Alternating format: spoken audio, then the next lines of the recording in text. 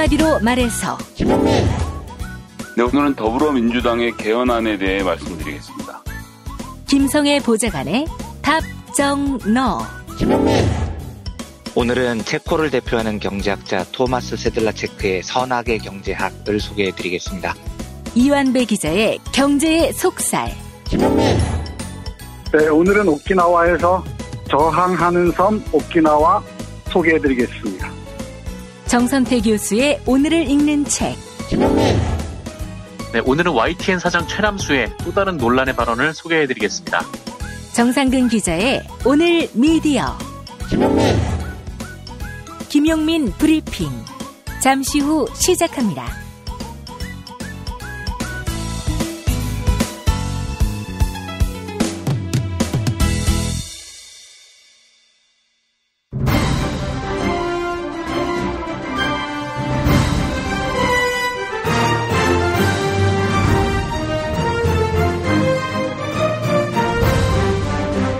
김용민 브리핑.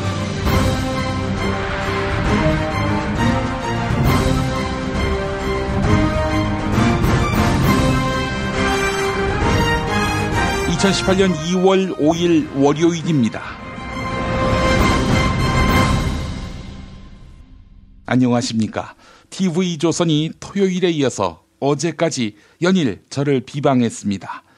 사실 TV조선의 영향력이나 매체 신뢰도라고 하는 것이 과연 존재할까 싶기도 하고, TV조선의 그 기사를 받아 쓴 언론도 네이버 검색 결과 없어서 굳이 이걸 김용민 브리핑 오프닝 멘트의 소재로 삼을 가치가 있나 하는 생각이 듭니다.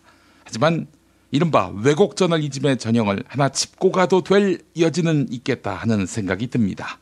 그래서 청취자 여러분의 귀중한 시간을 빌립니다. 안태근 전 검사 성추행 사건의 피해자 변호인이었던 김재리언 변호사, 일본군 위안부 피해자 할머니들의 강력한 반발을 샀던 화해치유재단 이사라는 전력이 드러나 논란이 되니까 물러났지요. 김재리언 변호사의 부군은 알려진 대로 류재웅 YTN 기획조정실장입니다. 김재리언 변호사는 이런 표현에 반발하고 있습니다만, 해직당했다가 복직된 노종면 기자로부터 YTN 3대 적폐 중 한 명으로 지목된 사람이 바로 류재웅 실장입니다. 사실 최남수 현 사장은 사장 내정자 시절인 지난해 12월 박진수 언론노조 YTN 지부장에게 김호성, 류재웅 두 사람 문제를 전향적으로 생각하겠다고 전화했다고 하는데, 앞뒤 맥락을 살펴보면 자신의 사장 취임에 동의해주면 노조에게 적폐로 꼽힌 두 사람을 인사상 배제하겠다는 뜻으로 해석됩니다. 자, 그런데 김재리언 변호사는 작년 12월 중순 업데이트된 관훈 나이트클럽 방송 내용을 지목했습니다. 김 변호사는 1월 27일 남편이 언급됐다라는 표현을 쓰더니 저와 출연자들이 정의를 망각했고 인권을 짓밟았다며 비난했습니다. 이에 대해 저는 2월 3일 왜 남편 일에만 정의와 인권을 선택적으로 적용하느냐, 일본군 위안부 피해자 할머니들의 상처를 돌아보라고 SNS를 통해 반박했습니다. 그러자 TV조선은 당일 저녁 제가 김 변호사의 신상을 공개했다고 기자 리포트로 보도하고 자막으로는 신상 털기라고 달았습니다. 김재리언 변호사의 남편이 류재웅 실장임을 밝힌 주체는 1월 27일 남편을 운운했던 사람 김재리언 씨 본인입니다. 신상 공개는 2월 3일 제가 한 게 아니라 1월 27일 김재리언 씨 스스로 한 것입니다. TV조선의 명백한 왜곡입니다. 저는 방송통신심의위원회에 정식으로 문제 제기해 이런 신상 공개의 주인공을 바꿔치기하며 왜곡 보도한 TV조선 같은 불량 언론이 과연 공공의 전파망을 이용할 가치가 있는지 시민의 한 사람으로서 묻겠습니다. 자, 어제 도올 김용옥 선생과 함께한 벙커원 교회 예배, 그야말로 대성황이었습니다. 벙커원의 수용 한도가 200여 명 정도 되는데 250여 분이 오셨습니다. 다음 주에는 모든 분들이 빠짐없이 앉아서 들으실 수 있도록 노력하겠습니다. 어린이를 위한 예배도 진행하고 있으니 자녀를 대동하셔도 좋겠습니다. 다음 카페 벙커원 교회에서 문의하시면 되겠습니다. 오늘의 주요 뉴스 김보영 아나운서입니다.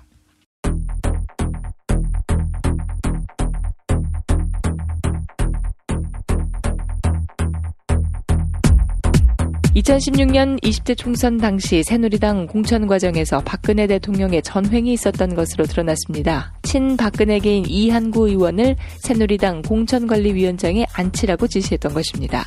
당시 현기환 청와대 정무수석이 박근혜의 뜻을 새누리당에 전하는 창구 역할을 했고 친박 실세 최경환 의원과 윤상현 의원이 이를 관철시키는 행동대 역할을 했습니다.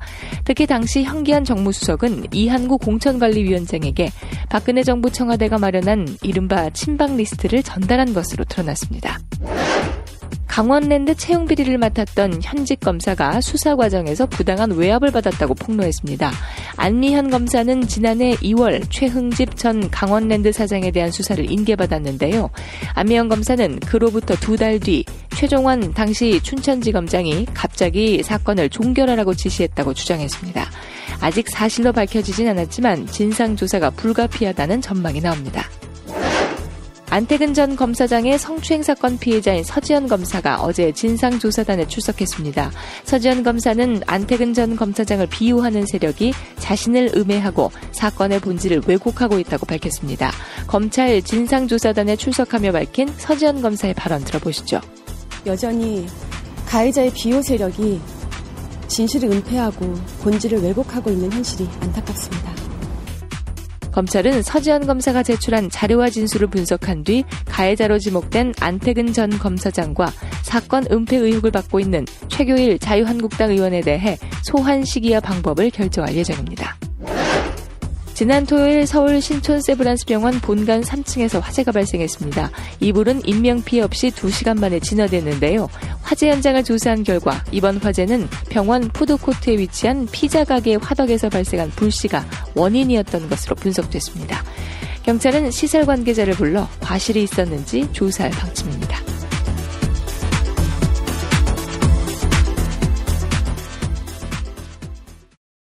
담배든 목숨이든 둘 중 하나는 이번에 팍 끊어본다잉. 그동안 많이 피웠다 아이가. 지는 쑥 건양초로 확실히 끊었슈. 쑥 피우면서 한 번에 끊는다. 쑥 건양초. 구입문의 080-907-5500 080-907-5500. 성규리 씨는? 네, 저는 완전히 끊었습니다. 쑥 건양초. 쑥 건양초.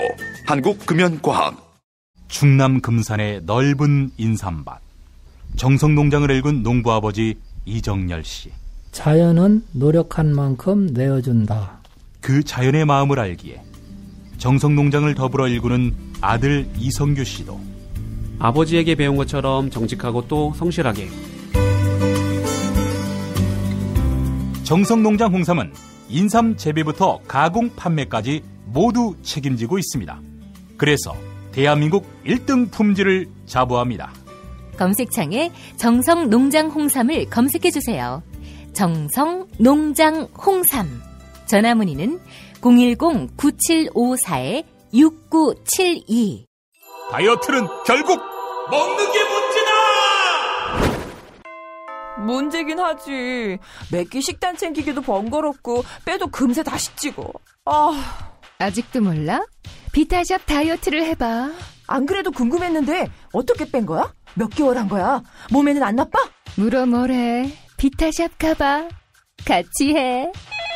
1522-6648 혹은 비타샵을 검색해주세요. 안녕하세요. 전창걸입니다. 새싹 땅콩차의 전창걸몰에서는 엄선된 원료와 최고의 품질로 프리미엄 차문화를 선도하는 제임스 티스푼과 함께 로얄 캐모마일, 오렌지 레몬그라스, 히비스커스, 애플 시나몬 홍차, 루이보스 오렌지, 보이차, 제임스 티스푼 9종 특선을 비롯 제임스 알커피 핸드드립 원두커피 선물 세트까지 설맞이 런칭 기념 파격 특별 할인가 선물 세트를 준비했습니다. 소중한 분들에게 드리는 고마운 마음, 전창걸몰닷컴과 함께 하시죠. 전화문의 070-8635-1288 070-8635-1288. 4대강만 먹조라떼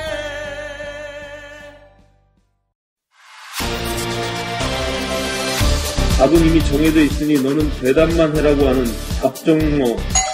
아닌데. 답은 정치인데 너만 몰라. 이건데.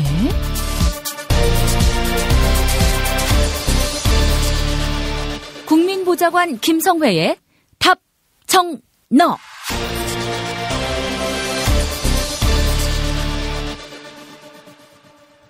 김성회 보좌관 만나겠습니다. 김 보좌관님. 네, 안녕하세요. 네, 더불어민주당이 개헌 당론을 채택했네요. 예, 이제 뭐 개헌안에 대해서 민주당의 입장은 거의 정리에 막바지 들어갔고요. 예. 이게 이제 시작을 놓고 보면 2007년 2월부터 그 당시에 이제 개헌특위를 구성을 해서 활동을 쭉 하면서 워크숍을 하면서 정리했던 내용이 거의 1년 걸렸네요. 1년 만에 거의 정리가 끝났다고 보고요. 상세한 내용은 공개할 수 있는 부분과 또 대야 협상을 해야 되는 부분들이 있어서 전면적인 공개는 하진 않았지만 어쨌든 민주당이 협상을 임할 때 어떻게 할 것인지에 대한 구체적인 내용들은 최근에 연이어서 벌어졌던 개헌 관련 의총으로 정리가 좀 끝난 것 같습니다. 그래요. 자, 일단은 지금 가장 관심을 끄는 부분은 대통령 권력 구조와 관련한 것인데 대통령 4년 중임제가 민주당 당론 맞습니까? 그것을 못 받고 시작하려고 하는 것은 아니고요. 이제 협상과 관련된 부분이 남아 있는 겁니다. 이제 뭐 기본적으로는 4년 중임제로 가되 그러면 이제 대통령의 권력 분산을 어디까지 어떻게 할 것인가에 대한 논의가 남아 있고 협상이 남아 있다고 볼 수 있고요. 예. 자유한국당의 지금 이런 태도, 즉 제왕적 대통령을 분쇄하고 뭐 뭘 해야 된다라고 하는 이 주장들 두 가지 측면에서 좀 안쓰럽기도 하고 어이가 없는데 첫 번째는 20세기 역사에서 제왕적 대통령이라고 하면 떠오르는 사람들 있지 않습니까? 예, 예. 예를 들면 뭐 박정희라든지 그리고 뭐 최근에 대통령을 했던 박근혜 씨도 자유한국당 의원들이 그 앞에서 머리를 조아렸던 걸 생각해보면 제왕적이란 말에 가장 잘 어울리는 저희가 이제 뭐 비아냥거릴 때 이제 공주님이라는 명칭을 썼었는데 저희에게는 그 비아냥거리는 명칭이었고 자유한국당 당시 새누리당 의원들에게는 절대 권력의 상징이었던 그런 박근혜 대통령을 그렇게 모셨던 분들이 하실 말씀은 아니라는 생각이 먼저 들고요. 예, 예, 예. 또 한편으로는 제왕적 대통령제의 힘을 빼자 어떤 뭐 명칭을 뭐라고 붙이든 대통령제 자체를 일그러뜨리려는 이런 노력 본인들 아무리 생각해봐도 향후 30년 안에 집권이 어렵겠다라는 정상적 판단을 한 게 아닌가라는 생각이 들어요. 그래서 예. 이렇게 요구하는 것도 무리는 아니겠다 싶은데요. 제가 여러 차례 말씀드렸지만 그것이 무슨 유럽에서 일부하고 있는 이원 집정제라든지 내각제에 대한 이야기들을 많이 하고는 있는데 모든 정치 제도라는 것은 그 해당 국가의 역사적 맥락 안에서 봐야 되는 문제가 있습니다. 우리나라가 내각제를 하다가 대통령제로 전환한 나라도 아니고 예. 건국 이래 계속 대통령제를 유지해왔던 나라 아닙니까?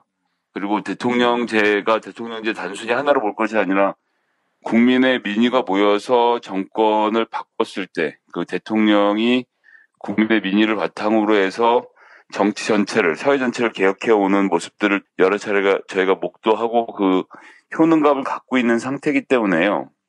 이 제도를 갑자기 폐지하려고 하는 주장 자체는 사실은 국민들로부터 큰 동의를 얻어내기는 어렵죠. 그런데 내각제라는 것을 제가 폄하하려고 하는 것은 아니지만 이제 우리나라가 처한 현실적인 조건들, 특히 정당의 구성에 있어서 지역성이 아주 강하게 작용하는 우리나라 같은 경우에는 몇몇 세력들이 손을 잡으면 영구적인 집권이 가능한 구조로 갈 수 있기 때문에 그렇죠. 그런 점에 대해서 국민들의 걱정이 많이 있으신 것 같아요. 일단은 거기까지는 그래서 내각제에 대한 부정적인 얘기를 했습니다만 또 한편으로는 박근혜 대통령이 가장 잘 보여줬는데 대통령으로의 권력의 집중, 이 가져오는 폐해 역시도 저희가 인정하지 않을 수 없는 측면이 있거든요. 예, 예. 그렇기 때문에 지금까지 보였던 그런 권력 집중의 문제들은 이제 정치가 성숙해 나간 만큼 교정을 할 수 있다고 생각하고요. 4년 중임제를 놔둔 상태에서 삼권 분립을 어떻게 잘 효율적으로 할 것인지 또 지방자치를 어떻게 실천할 것인지에 대한 문제가 좀 남는다고 봅니다. 예. 그리고 그것과 관련해서 말씀 좀 드려보면요. 우선은 대통령제를 그대로 둔 상태에서 대통령의 권한을 분산하는 방법으로는 정부통령제를 볼 수 있고요. 또 이제 국무총리에게 얼만큼의 권한을 넘겨줄 것인가 라는 문제도 저희가 이제 고려해 볼 수 있는 상황이라고 보고요. 그 다음에 대통령제를 하고 있는 미국 같은 경우에는 정부의 입법권이 없습니다. 쉽게 얘기하면 행정부에서는 법을 낼 수가 없어요. 법은 무조건 입법부에서만 낼 수 있도록 규정이 되어 있거든요. 그것은 무슨 얘기냐면 정부가 입맛대로 법을 만들어서 국회에 던져놓고 통과를 요구하는 형태의 정치가 되지 않는다는 점이 또 미국 의회 정치의 특징인데요. 예. 그런 점을 고려해서 이제 정부 입법권을 어디까지 통제할 것이냐, 뭐 이런 것도 저희가 좀 생각해 볼 수 있고요. 그 다음에 또 하나의 문제는 이제 국회에서 인준을 하고 있습니다만 헌법기관장들에 대한 대통령 추천, 이것을 대통령 추천제를 없애고 각각의 기관에 대한, 특히 사법부에 대한 인사추천위원회를 구성하고 그 인사위원회에서 추천된 사람들을 국회에서 검증해서 통과시키는 방식으로 삼권 분립을 좀 더 정확하게 해주는 것, 사법부의 권력 독립이 양승태 대법원장을 통해서 봤을 때 제가 사법부가 권력으로부터 독립되는 것이 얼마나 중요한가가 또 한 축이고 한편축으로는 또 사법부가 권력에 충성하는 것을 어떻게 막을 것인가에 대해서 제가 직접 목도한 바가 있지 않습니까? 예, 예. 이것이 이제 대통령이 인사를 추천하기 때문에 생기는 문제였다라고 볼 수 있는 거죠, 한편으로는. 그렇기 때문에 이런 부분에 대해서 인사위원회로 독립할 수 있는 여지를 좀 남겨줄 수 있다고 보고요. 예. 그 다음에 또 이제 중요하게는 돈 문제인데요. 국가를 결국 운영하는 것의 핵심은 예산입니다. 어디에 얼만큼의 예산을 밀어줄 것인가를 정하는 것이 정부로서는 가장 큰 힘인데, 미국 같은 경우는 예산 편성권도 국회가 갖고 있죠. 그래서 국회가 마음대로 예산을 짜서 던져주면 행정부는 주어진 예산 안에서만 집행을 하게 함으로써 대통령에 대한 의회 권력의 그 감시 제도를 두고 있거든요.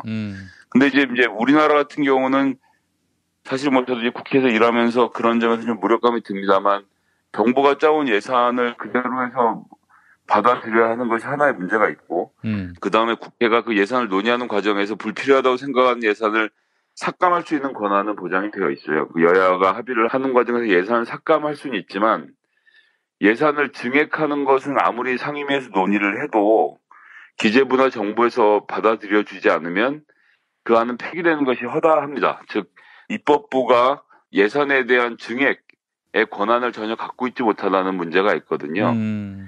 그러다 보니까 이제 정부를 운영하는 과정에서 나오는 이야기가 실질적으로는 기재부가 이 나라의 상황 노릇을 한다는 그런 불만들이 많이 있습니다. 어느 정부나 마찬가지인데요. 실제로 그 예산안 처리 과정에서 국회가 제시안을 지키지 않으면은 결국 기획재정부 안대로 통과되는 거 아닙니까? 예, 그렇기도 하고 국회가 어떤 특정한 사안에 대해서 예산 증액을 요구해도 기재부가 거절하면 안 되는 걸로 되어 있어요, 지금은. 즉, 그것은 무슨 얘기냐면 정부에서 결정한다고 하지만 실제적으로 기재부에서 상황 노릇을 하면서 이런 예산의 증액? 이건 찬성 못해. 라고 하면 증액이 안 되는 거죠. 감액한 것은 저희가 감액대로 갈 수 있지만 증액을 할 수 없다는 것은 그만큼 의회의 권력이 약해진다라는 것을 뜻하는 거거든요. 예, 예. 그렇기 때문에 정부가 증액건에 대해서 동의를 할 때만 증액을 할 수 있도록 되어 있는 현행 규정들을 의회 단독으로도 증액을 할 수 있도록 하자. 즉 정부 증액 동의권을 폐지하자라는 얘기도 좀 나오고 있고요. 그게 바로 이제 민주당 안이란 거죠. 네, 그렇습니다. 다시 말씀드리지만 이런 여러 가지 건들에 대해서 지금 제가 쭉 말씀드린 것은 모든 것이 이렇게 결정되어 있다는 말씀 드리는 게 아니고요.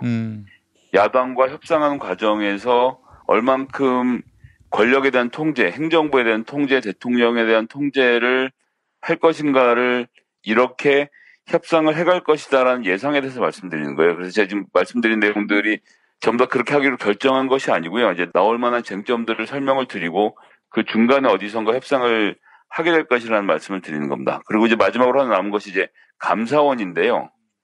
감사원이 지금 현재는 행정부의 소속으로 되어 있습니다. 근데 행정부가 하는 일을 감사하는 것이 감사원이지 않습니까? 그렇죠.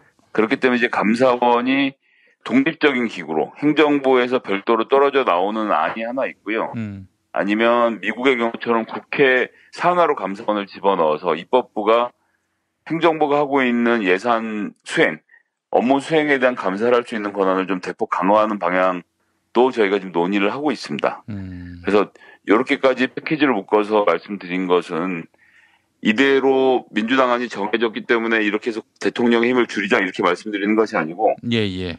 이 정도 선에서는 같이 논의를 해볼 수 있다고 보는 거고요. 그런 것들은 지금까지 많은 좀 논의가 있었기 때문에 충분히 조정할 수 있는 안이라고 보는 것이고 정치가 예전에 이제 민주 대 반민주 구도로 나뉘어졌을 때에 비해서는 훨씬 더 복잡해졌어요. 단순하게 뭐 네가 옳고 내가 그르고라고 얘기할 수 있는 규모가 아니지 않습니까, 저희가? 예. 그렇기 때문에 촘촘하게 서로 감시하고 서로 나쁜 짓을 못하도록 상호 감시를 잘 만드는 것. 삼권 분립이라는 것이 결국은 상호 견제 시스템을 얼마나 더 촘촘하게 짜느냐인데 제가 지금 말씀드린 방향으로 조금씩 바꿔가는 과정 자체가 결국은 나라를 튼튼하게 만드는 일이 될 것이고 상호 견제 기능을 강화함으로써 정부도 예전에 뭐 박근혜 시절에 뭐 저희도 많이 보고 병합했지 않습니까? 무슨 최순실이 차은택이니 고용태니 이런 인물들 데려다가 누님 뭐 이런 사업 한번 합시다 그러면 예산이 막 2, 3천억씩 그냥 증액이 되고 이런 것들을 행정부가 예산 곳곳에 숨겨서 감추고 마치 다른 사업을 하는 양 판을 키워왔던 것들을 국회가 전부 다 통제할 수 없었던 것이 사실 뼈아픈 점이 있었어요. 그렇기 때문에 그런 일이 벌어지지 않도록 서로의 감시를 촘촘히 하는 방안에 대해서 좀 논의를 앞으로 해가야 될 것으로 보고 있습니다. 네, 그래요. 쉽게 얘기해서 이제 대통령 4년 중임제 방안이긴 하지만 뭐 4년 중임제라는 표현이 적시된 것은 아닙니다만 어쨌든 대통령제를 유지하되 의회의 권능과 권한을 확대하는 방안으로 민주당 개헌안이 마련됐다 이런 얘기고 따라서 이와 관련한 야당과의 협상을 진행하겠다라는 이야기죠? 예, 그렇습니다. 뭐 의회 권한을 신장시키는 것에 한정시켜서 말씀드리는 것은 아닙니다만 지금 저희가 이제 권력 구조 관련된 개헌에 대해서 설명을 쭉 드린 것이기 때문에 예. 삼권 분립을 어떻게 하면 좀 더 정확하게 할 수 있을 것인지에 대한 아웃라인을 잡은 거죠. 근데 이제 사실은 잘 아시지 않습니까? 자유한국당이 여당안이라든지 대통령안이라든지 다 반대할 거 아니에요. 뭐 그냥 조건 반사적으로 말이죠. 이럴 것 같으면 아예 저쪽이 도저히 받을 수 없는 그런 안을 내놓고 그래서 그 중간에서 타협점을 찾는 거 그게 더 낫지 않을까요? 괜히 왜 양보하는 안을 내놓고 말이죠. 그 본전도 못 찾게 말이죠.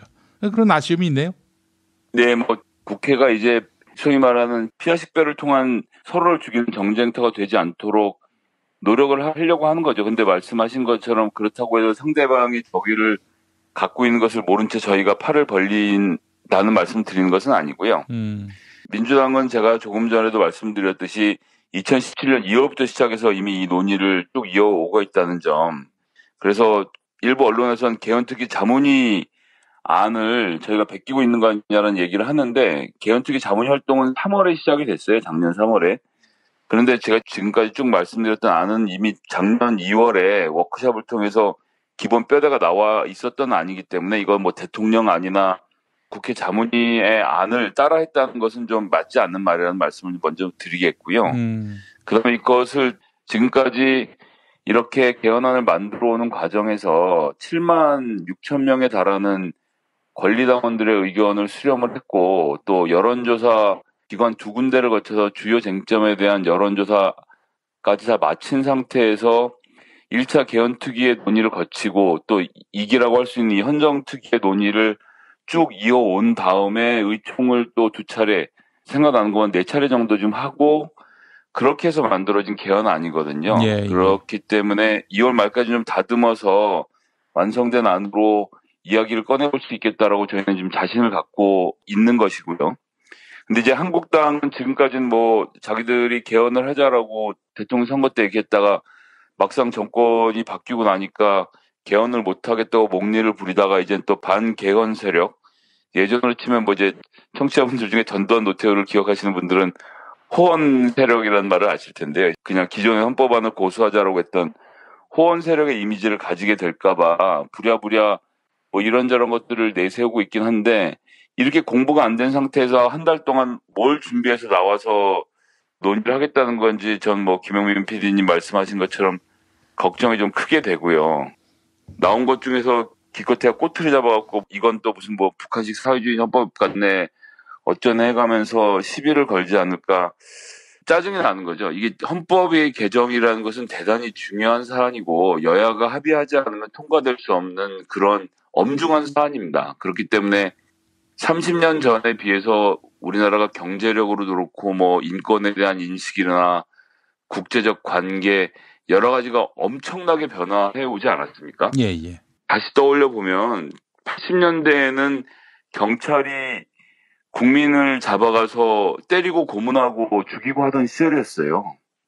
그런 시절 민주화 운동을 통해서 기본권만을 겨우 바꾸는 헌법을 30년 동안 유지해왔다는 것 자체가 이제 정말 고쳐야 할 시기라는 점에 대해서는 뭐 모든 국민이 동의하시고 계실 거라고 보고 권력 구조 문제에 대해서 오늘 좀 자세하게 말씀드렸고 예전에 이제 기본권이나 이런 부분에 대해서도 말씀드렸기 때문에 반복하지는 않겠습니다만 이것이 중요한 것은 권력 구조의 개편도 중요하지만 그것만큼 국민의 기본권을 신장시킨다는 차원에서 이번 헌법 개정은 좀 반드시 이루어져야 한다고 보고요. 그런데 자유한국당은 올해 연말까지로 하자고 미루는 것은 공부 안 하는 애들이 시험 일주일 남겨놓고 선생님한테 가서 시험을 6개월만 연장해달라는 것이랑 무엇이 다르겠습니까? 예. 아시겠지만 공부 안 하는 애들은 6개월 때 다시 시험 봐도 공부 안 해갖고 옵니다. 변하지 않거든요. 게다가 이 시험 기간이라는 것, 즉 개원 시기라는 것은 여야가 합의고 뭐고 할 거 없이 대통령 선거 때 국민들에게 한 엄중한 약속입니다. 모든 정당이 공의. 그것을 이제 와서 자기들이 준비 안 됐다는 이유로 어영부영 넘어가려고 하면서 민주당 안을 보고 민주당 안에 대해서만 시비를 걸고 있는 이런 행태는 한심하기 그지없고요. 어서 지금이라도 빨리 나머지 공부를 좀 따라왔으면 좋겠고 뭐 보충석이 필요하다면 민주당의 안을 좀 잘 가져다 놓고 연구를 좀 더 하면서라도 좀 빨리 좀 진도를 뽑았으면 좋겠다는 생각을 하고 있고요. 국민의당은 이제 미래당이라고 불러야 되나요? 미래당은 당론으로 정한 바는 없지만 지금 이제 기류 자체는 개헌은 지방자치 선거에 맞춰서 하되 내용은 자유한국당 쪽에 맞추는 방식으로 좀 뭐 반반씩 섞어서 지금 주장을 하고 계시는 것으로 알고 있는데요. 무엇이든 좋습니다. 하지만 국민과 지금까지 했던 약속들을 좀 엄중하게 생각을 하시고 각 당의 안을 빨리 확정 지어서 협상을 통해서 국민 모두의 기본권을 신장하고 정치 구조를 좀 더 21세기에 맞게 세련되게 바꾸는 헌법 개정이 타임테이블에 맞게 좀 진행이 되었으면 하는 바람입니다. 예. 저는 차라리 파트너를 바꾸고 그 다음에 개헌하는 게 낫지 않을까. 뭐 저 정상이 아닌 정치 세력하고 무슨 대화를 하고 타협점을 찾으려 하는지 또 저런 세력하고 타협점을 찾아서 개헌을 한다고 하면 그 헌법은 과연 온전하다고 볼 수 있는지 뭐 그런 회의감이 좀 든다는 말씀 한마디 더 덧붙이고요. 마무리하겠습니다. 예, 그런 점에 대해서는 저도 한 말씀만 더 드리면 2020년에 총선을 통해서 국회 권력이 교체가 될 것입니다. 그렇게 되면 지금 이제 보여줬던 이런 암울한 형태의 보수는 전 몰락할 것이라 생각하고 좀 더 정상적인 형태의 정치 세력들이 자유한국당 권력을 교체할 것이라는 기대를 갖고 있고요. 그런 과정을 통해서 또 개헌에 대한 논의가 전 지속적으로 일어날 수 있다고 봅니다. 제가 지난번에 한번 설명드리면서 말씀드렸지만 헌법을 고치는 행위 자체는 무슨 신성한 것이 아닙니다. 언제나 필요할 때가 있으면 조금씩 내용을 고쳐가는 것이 맞다고 보고요. 미국의 경우에도 어멘드먼트라고 하죠. 이제 수정안이라고 해서 계속 지속적으로 헌법의 내용들을 수정해 오고 있거든요. 그때 가지고 있는 기본적인 국민들의 인식의 합의점이 다를 수밖에 없기 때문에 내용은 전 계속 변해갈 것이라고 보고요.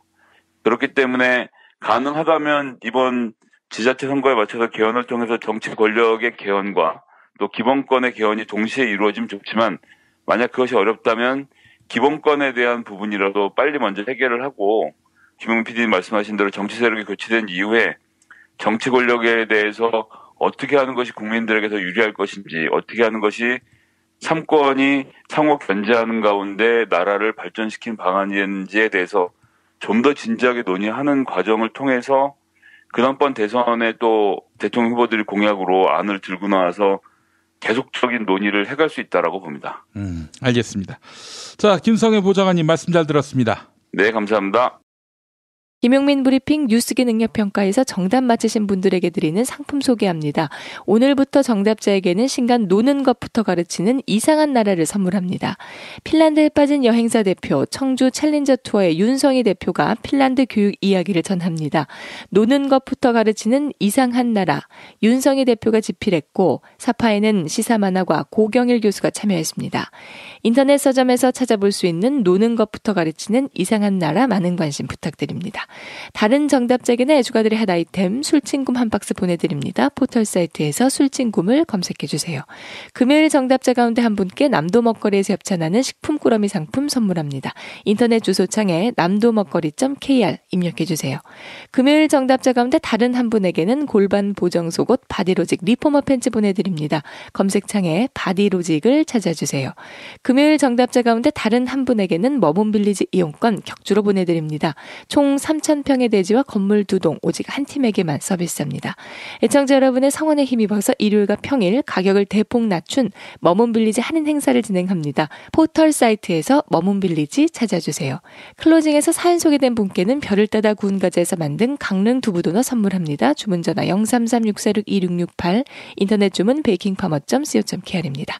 팟빵 게시판에 사연과 함께 이메일 주소 올려주세요. 금용민 브리핑 뉴스기 능력평가 오늘도 많은 참여 부탁드립니다. 엄마, 이따가 독서실 갔다 올게. 현미 쌀국수 해줘. 여보, 우리 남도 여행 갔을 때 먹었던 나주곰탕 생각난다. 알았어. 내가 남도 먹거리 쇼핑몰에서 한 방에 해결하지. 남도 먹거리 쇼핑몰의 국민건강 프로젝트. 전통 방식 그대로 100% 한우 나주곰탕과 현미 쌀국수로 가족의 건강을 책임집니다. 남도 먹거리의 특판 4종 세트를 만나보세요. 다음 포털에서 남도 먹거리를 검색하시거나 주문 전화 1544-1669 1544-1669로 전화주세요. 심심할 땐 좀봐라. 피곤할 땐 짜증날 땐 좀봐라. 배고플 땐 좀봐라. 화가 날 땐 우울할 땐 좀봐라. 좀 봐라. 좀 봐라. 좀봐라가 뭔데? 유튜브에서 좀봐라를 검색해봐. 무료로 웹 애니메이션을 볼 수 있는 채널 좀봐라 TV. 손에 좌우지장지지지 이정현입니다. 중상. 설날이 명절 선물 가성비 최고 고르시나요? 바보 멸치 선물 세트 추천합니다. 부담없는 가격대와 모두가 좋아하는 멸치와 김, 국물팩 등 알차게 구성했습니다. 명절 선물 결제하기 어렵다면 고민하지 말고 바보 멸치 선물 세트 가자. 검색창에 바보 멸치를 입력하시거나 02-587-3599 02-587-3599로 전화주세요. 좀 봐주시오. 운전자를 위한 꿀팁 7,000원 운전자 보험 카페. 알고 계세요? 교통사고가 나면 형사합의금, 벌금, 변호사 비용 이거 자동차 보험에서는 보장 못해요. 운전자 상해까지도 책임져드리는 7,000원 운전자 보험 카페. 버스, 택시, 트럭 등 영업용 차량 운전자를 위한 12,500원 운전자 보험 카페도 있습니다. 실손, 부모님 건강, 자녀 보험도 안내해드립니다. 02849-9730 연중 무휴라 언제든 02849-9730. 최저임금, 꼼수, 불법 신고하세요. 최저임금 올랐다는데 내 월급만 안 올랐네. 신고하세요. 민중당 최저임금 119 운동본부. 상여금을 기본급에 포함시킨다고? 신고하세요. 민중당 최저임금 119 운동본부. 근로시간 줄이기, 식대 기본급에 끼워 넣기. 신고하세요. 070-5118-2119 카카오톡 검색창에 최저임금 119 운동본부를 검색하세요. 최저임금 지키는 민중당.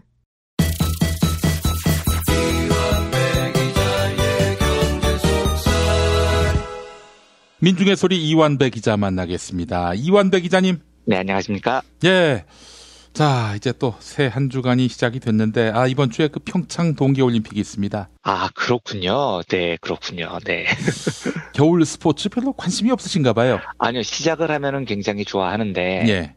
아니, 이번에도 열심히 볼 겁니다. 아. 네, 저는 스포츠를 굉장히 좋아합니다. 요즘 좀 정신이 없어서 제가 신경을 못 쓰고 있었습니다. 아, 우리 이완배 기자님은 야구에 일가견이 있으시고 그래서. 네, 저희는 야구가 성적이 좋으면 야구 팬이고요. 성적이 안 좋으면 야구라는 스포츠를 모르는 사람입니다. 아니, 그 야구하고 스케이트를 퓨전으로 만들 수는 없을까요? 예, 되게 참신한 아이디어신데요. 아, 그렇죠. 뭐 사실 전에도 어디 팟캐스트 나가서는 토론 이걸 올림픽 종목으로 만들자고. 네. 예, 그렇게 제안하기도 했는데. 남군을 밑에서 하는 토론은 하계 올림픽. 예. 난로 옆에서 하는 토론은 동계 올림픽으로 하자고 하시던데. 예, 김수민이가 데리고 쳤군요. 네. 김수민 아주 엄청나게 물이 올랐어요. 예. 네. 안타깝습니다. 예. 하여간 오늘 동계 올림픽이 있는 주간 월요일 어떤 경제학을 소개해 주실지 기대가 됩니다. 예, 오늘은 체코를 대표하는 젊은 경제학자 토마스 세들라체크라는 사람의 선악의 경제학이라는 개념을 소개해드리겠습니다. 예. 이 세들라체크는 저보다도 나이가 어려요. 이 사람이 얼마나 천재냐면 2001년에 저는 31살이었거든요. 김용민 PD님이 20대 후반이셨을 거고요. 예. 그런데 이때 세들라체크는 24살이었습니다. 그런데 이 24살의 나이에 체코 대통령 경제 자문으로 발탁이 됩니다. 그러니까 24살의 대통령 경제 자문이 될 정도로 천재였던 거죠. 실제로 세들라체크는 체코 국가경제위원회 위원이 되고요. 조세나 연금, 의료보험 같은 걸 여러 군데서 손을 댑니다. 지금은 모교인 카를 대학교의 경제학 교수로 있고요. 2006년에 예일 이코노믹 리뷰라는 곳에서 세계 경제학계 유망주 톱5에 선정되기도 했습니다. 굉장히 유망한 사람이죠. 세들라체크의 책 중에 오늘 소개해드리려는 책은 선악의 경제학이라는 책인데요. 예. 미리 말씀드리자면 저는 이 책의 설명에 동의하지 못하는 부분도 꽤 있어요. 근데 제가 이 책에서 딱 한 곳에 꽂힌 곳이 있습니다. 그래서 오늘은 그 부분에 대해서 집중적으로 말씀을 드리려고 합니다. 예. 세들라체크가 다루는 가장 중요한 테마는 경제학과 윤리 혹은 도덕의 관계입니다. 그러니까 이 사람의 주장은 이런 거죠. 경제학자들은 마치 경제학이 윤리와 무관한 학문이고 그래서 자기들은 객관적 진실을 쫓는 과학자인 척을 한다는 겁니다. 근데 세들라체크는 웃기지 말라는 거죠. 경제학은 문화의 산물이고 전혀 과학이 아니라는 거예요. 그리고 경제학의 출발 자체가 철학이었다라고 봅니다. 실제로 그렇기도 해요. 그래서 경제학은 윤리 혹은 도덕하고 떨어질래야 떨어질 수가 없다는 게 세들라체크의 주장이죠. 실제로 경제학이 완전히 독립된 학문으로 취급을 받게 된 건 알프레드 마샬이라는 학자가 등장한 이후부터입니다. 그런데 알프레드 마샬은 1924년에 죽어요. 굉장히 최근 사람입니다. 이 알프레드 마샬이라는 사람이 옥스퍼드 대학교에 최초로 경제학과라는 걸 만들어서 학장이 되는데, 그러니까 현대 경제학이라는 학문이 독립된 학문으로 인정을 받은 건 100년이 조금 넘은 정도라는 겁니다. 그 전까지는 경제학은 철학의 일부분이었고 특히 도덕 철학하고 굉장히 밀접한 연관이 있었습니다. 그러니까 경제학하고 도덕, 윤리는 떨어질 수가 없는 학문이었다고요. 우리가 자유주의 경제학의 대부로 부르는 경제학의 아버지 애덤 스미스도 도덕 감정론이라는 책을 씁니다. 도덕을 굉장히 중요하게 생각을 해요. 그리고 스미스도 실제로 굉장히 도덕적인 사람이었습니다. 그러니까 자유주의건 뭐건 경제학은 출발 자체부터 도덕을 굉장히 중요하게 여겼다는 거죠. 지금 변질이 됐을 뿐입니다. 근데 이한배 기자님, 농담처럼 여쭙는 말인데요. 경제학의 땡땡땡, 이거는 누가 붙여주는 겁니까? 예. 그냥 저도 쓰이던 말을 그냥 썼는데 경제학의 아버지 애덤 스미스, 경제학의 창시자 알프레드 마샬. 제가 한번 찾아보겠습니다. 네, 알겠습니다. 최경환은 경제학의 뭘까요? 경제학의 개새끼죠. 조금도 주저하지 않고 경제학의 개새끼라고 불러야 됩니다. 네. 누가 지었는지는 모르는 경제학의 창시자라고 불리는 알프레드 마샬은 경제학도들한테는 히포크라테스 선서 같은 건데요. 굉장히 유명한 선언을 남겨요. 차가운 머리와 뜨거운 가슴을 가져야 한다. 경제학도는요. 이런 명언을 남깁니다. 마샬의 이야기는 뭐냐면 우리가 비록 경제학을 하면서 차갑게 계산하고 그 계산을 바탕으로 움직여도 경제학도의 가슴만큼은 늘 뜨거워야 한다. 이런 이야기입니다. 경제학에서 결코 도덕을 분리해서는 안 된다는 선언 같은 거죠. 그리고 마샬은 이렇게도 이야기를 해요. 경제학은 한편으로 부에 대한 연구고 다른 한편으로는 인간에 관한 연구인데 둘 중에 뭐가 더 중요하냐? 후자가 중요하다라고 말합니다. 네. 그 사실 알프레드 마샬의 학문은 보수 경제학에 가까운데 이 보수 경제학의 뿌리들조차도 경제학하고 도덕 윤리를 뗄 수 없었다고 봤었던 거죠. 예. 그런데 언젠가부터 세들라체크의 주장대로 경제학에서 도덕이 완전히 분리가 됩니다. 마치 경제학자들은 윤리하고 무관한 객관적이고 과학적인 진실을 쫓는 척을 하죠. 이렇게 되면 어떻게 되냐면 1 더하기 1은 2죠. 이건 윤리와 무관한 객관적 사실입니다. 그런데 경제학자들이 법칙을 발견하고서는 우리는 1 더하기 1은 2라는 사실을 발견했다. 이렇게 주장을 하는 겁니다. 반박할 수 없는 과학처럼 위장을 해버려요. 예. 그래서 오랫동안 경제학은 이 과학인 척을 한 덕분에 윤리적인 비판으로부터 완전히 자유로워지는 특권을 얻습니다. 그러니까 아무렇게나 막 지르는 거죠. 막 질러도 그게 과학이라고 주장을 했기 때문에 사람이 죽어나가도 윤리적 비판을 받지 않았던 겁니다. 세들라체크의 주장은 웃기는 소리 하지 마라는 겁니다. 경제학은 과학이 아니고 도덕과 관련된 철학이다. 니들 뿌리가 그렇다. 뿌리가 경제학의 뿌리가. 그런데 어디서 족보도 없고 애미애비도 없는 후레 자식들이 경제학자가 돼서 뿌리를 부정하고 과학인 척을 한다. 우리는 경제학을 바라볼 때 인륜과 관련된 도덕을 배제할 수 없다라는 게 세들라체크의 주장이에요. 굉장히 간단한 사실인데 이 간단한 사실만 이해가 되면 우리가 접한 헬조선의 현실을 많이 고칠 수 있죠. 노동자가 죽건 말건 기업부터 살려야 한다. 기업이 살아야 국가가 산다. 이런 주장이 저는 경제학적으로 틀렸다고 봐요. 기업부터 살린다고 국가 경제가 살지 않습니다. 신자유주의 수십 년 동안 입증된 바죠. 아니 노동자 한 명 날리고 기업이 살 수 있다면 그런 위기도 있습니까? 그렇죠. 네, 당연히 그런 상식으로부터 출발을 하는 겁니다. 그런데 만약에 그게 가능하다고 해도요. 그 말이 옳다 한들요. 노동자 한 명이 죽어서 경제가 살아나는 말이 옳다고 한들요. 그러면 그래도 되냐는 겁니다. 국가 경제가 살면 노동자는 죽어도 되냐고요. 이게 도덕적으로 맞느냐는 겁니다. 안 맞잖아요. 도덕적이지 않잖아요. 경제학이 도덕과 분리될 수 없다는 사실만 붙잡고 있어도 경제를 살리기 위해서 혹은 기업을 살리기 위해서 사람은 죽어도 돼. 도시를 살리기 위해서 농민은 죽어도 돼. 라는 소리는 개떡같은 헛소리라고요. 어떤 도덕책에 사람은 죽어도 된다고 적혀 있겠습니까?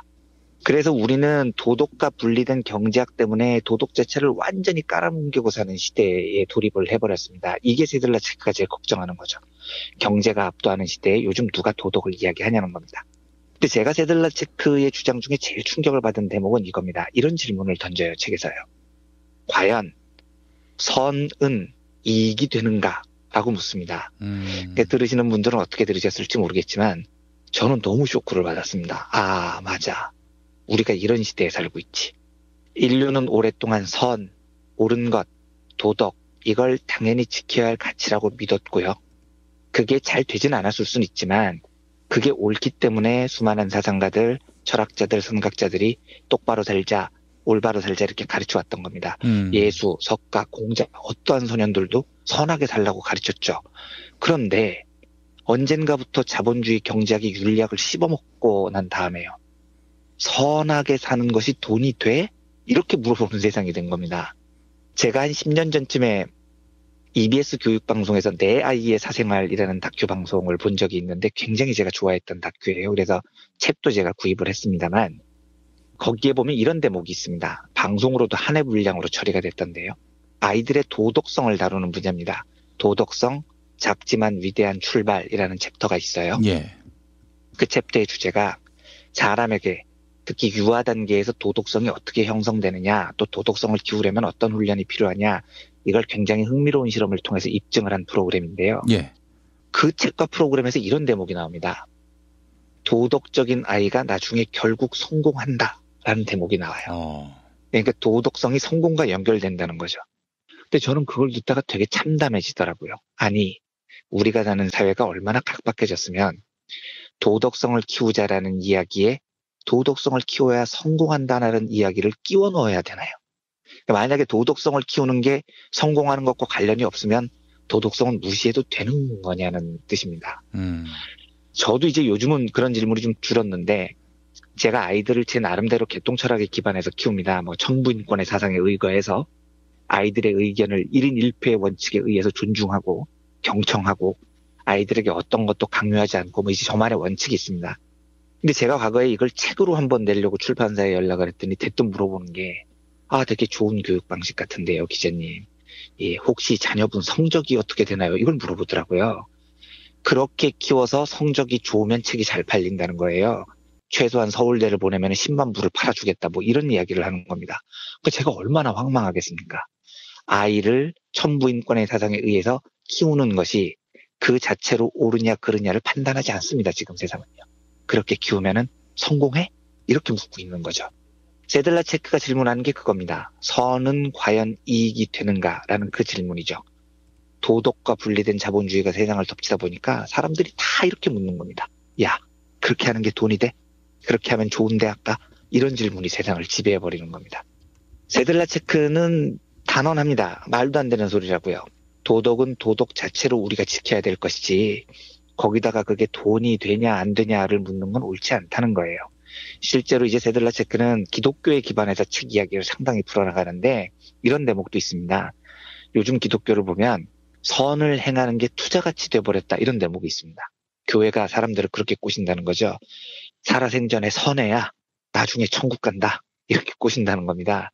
그러면 사람들은 선한 행동을 하는 이유를 투자로 생각을 합니다. 나중에 영생을 얻기 위한 투자로서 선을 행하는 거죠. 도덕이 도덕 자체로 존재하지 않고 보상을 받는 체계의 일종으로 편입돼 버렸다는 겁니다. 그런데 이걸 조금만 곰곰이 생각을 해보면 도덕이 도덕 자체로 존귀하다. 그게 돈이 되기 때문에 존귀한 게 아니고 천국이라는 성공을 보장해주기 때문이 아니고 그 자체로 지켜야 되는 거다. 이건 너무 당연한 소리인 겁니다. 설명이 필요한 게 아니잖아요, 이게요. 이 인류 역사에 지속적으로 유지되어 왔던 이 당연한 상식이 자본주의에서는 설명이 필요한 시대가 돼버린 거죠. 최저임금 인상 문제가 논쟁이 돼요. 최저임금을 올리면 물가도 높아지고 고용률도 낮아진다라고 주장하는 경제학자들이 있습니다. 물론 저는 동의하지 않아요. 그런데 만에 하나 그럴 수 있다고 쳐보자고요. 니들 말이 맞다고 치고요. 그러면 최저임금을 올리지 못하면 노동자들이 굶어 죽어요 라는 상황에서 야, 여기서 최저임금을 올리면 경제가 나빠져서 올리면 안 돼. 이렇게 말하는 게 윤리적으로 맞습니까? 월세를 너무 올리면 사람들이 집에서 쫓겨나서 얼어 죽어요. 이러고 있는데 야, 사적 소유권을 인정하고 지대를 높이는 게 자본주의 경제학의 기본이야. 이렇게 말하는 게 윤리적으로 맞습니까? 그런데 사람들은 어떻게 이야기하냐면 나는 윤리학자가 아니고 경제학자야. 그래서 경제학적 사실만 이야기하는 거야. 이 난리를 치고 있는 겁니다. 제가 장담합니다. 잘못된 이야기입니다. 경제학은 도덕과 분리될 수가 없어요. 제가 경제학적 논쟁을 하면서 제일 답답한 건 저는 소득주도 성장이 경제학적으로 옳다고 믿습니다. 그런데 그게 경제학적으로 틀리다고 말하는 사람도 있을 거예요. 그렇다면 우리가 살아왔던 신자유주의 36년, 짧게는 비즈니스 프렌들리 했다는 지난 9년을 돌아보고요. 그게 서로 경제학적으로 숫자를 좋아하는데 그 숫자가 또 좋아진다고 하더라도 지난 9년이 도덕적으로 옳았습니까? 숫자가 좋아지지도 않았지만 좋아졌다고 쳐도요. 송파 세모녀가 생활비가 없어서 자살을 하고 이런 시대가 아무리 경제학적 수치를 높게 만들어줘도 그게 도덕적으로 틀렸다면 경제학자들은 그걸 지지해서는 안 된다는 겁니다. 예. 야, 나라 경제 발전하는데 개인의 일부 희생은 불가피하다. 이런 역같은 소리 하지 말고요. 그 일부 개인의 희생을 당하는 사람이 너하고 네 가족이면 그렇게 주장하겠습니까?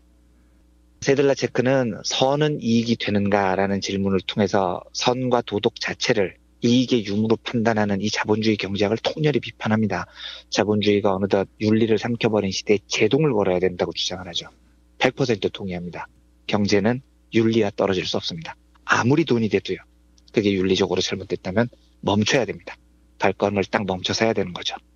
윤리 따위는 도덕 따위는 경제학과 상관이 없다고 주장을 하는 자들, 그래서 사람의 생명은 경제학의 고려 대상이 아니라고 주장하는 사람들이 우리나라에 너무 많습니다. 주류 경제학자들 중에요. 그러면서 돈돈거리는 게 경제학의 본령이라고 주장을 하는 사람들도 너무 많고요. 그러다 보니까 복주하는 자본주의 경제학에 아무도 제동을 지금 못 걸고 있죠. 그래서 저는 세들라체크가 던진 질문, 선은 과연 이익이 되는가, 이 질문이 굉장히 의미심장하게 다가왔었습니다. 그런 차원에서 오늘은 월요경제학 시간으로 세들라체크의 선악의 경제학을 소개해드렸습니다. 예. 사람을 홀대해도 되는 경제학은 이제 추방해야 될 때가 된 거 아닙니까? 그걸 경제학이라고 불러서는 안 된다는 거죠. 예. 개떡같은 학문인 겁니다. 인재학 어떨까? 인재학. 인재학 좋은데 이 재앙제자를 쓰신 거죠? 그렇죠. 네, 인재학. 최경환을 필두로 한 최경환 학파, 뭐 개새끼 학파 이렇게 불렀을 것 같아요. 예. 빨리 이제 저 경제학이 사람의 옷을 입었으면 좋겠습니다. 그렇습니다. 네. 그렇습니다. 돈의 옷을 입는 게 아니라. 예. 알겠습니다. 이현배 기자님 오늘 말씀 잘 들었습니다. 네, 감사합니다. 부모님의 생신 또는 기념일에 아주 특별한 선물을 준비하고 계십니까? 부모님의 소중한 일생을 되돌아볼 수 있는 기억의 책을 선물해보세요. 부모님의 어린 시절부터 젊은 시절 그리고 노년에 이르기까지 그 누구보다 치열하게 살아온 삶의 여정을 한눈에 모아볼 수 있도록 최고 100장까지 들어가는 사진첩과 더불어 기자들이 직접 인터뷰를 통해 작성하는 생애사까지 더해져 오직 부모님만을 주인공으로 하는 세상에 다시 없을 고품격 기억의 책을 10년 노하우로 특별 제작해드립니다. 200페이지 분량 12권에 2부까지 함께 드리는 구성으로 440만 원에 모십니다. 한평생 가족을 위해, 자녀를 위해 헌신해 오신 부모님. 아주 오래 기억에 남을 뜻깊은 선물. 지금 신청해 보시죠. 평범한 사람들의 아주 특별한 기록. 기억의 책 만민보. 문의전화 1877-1419 1877-1419 민중의 소리.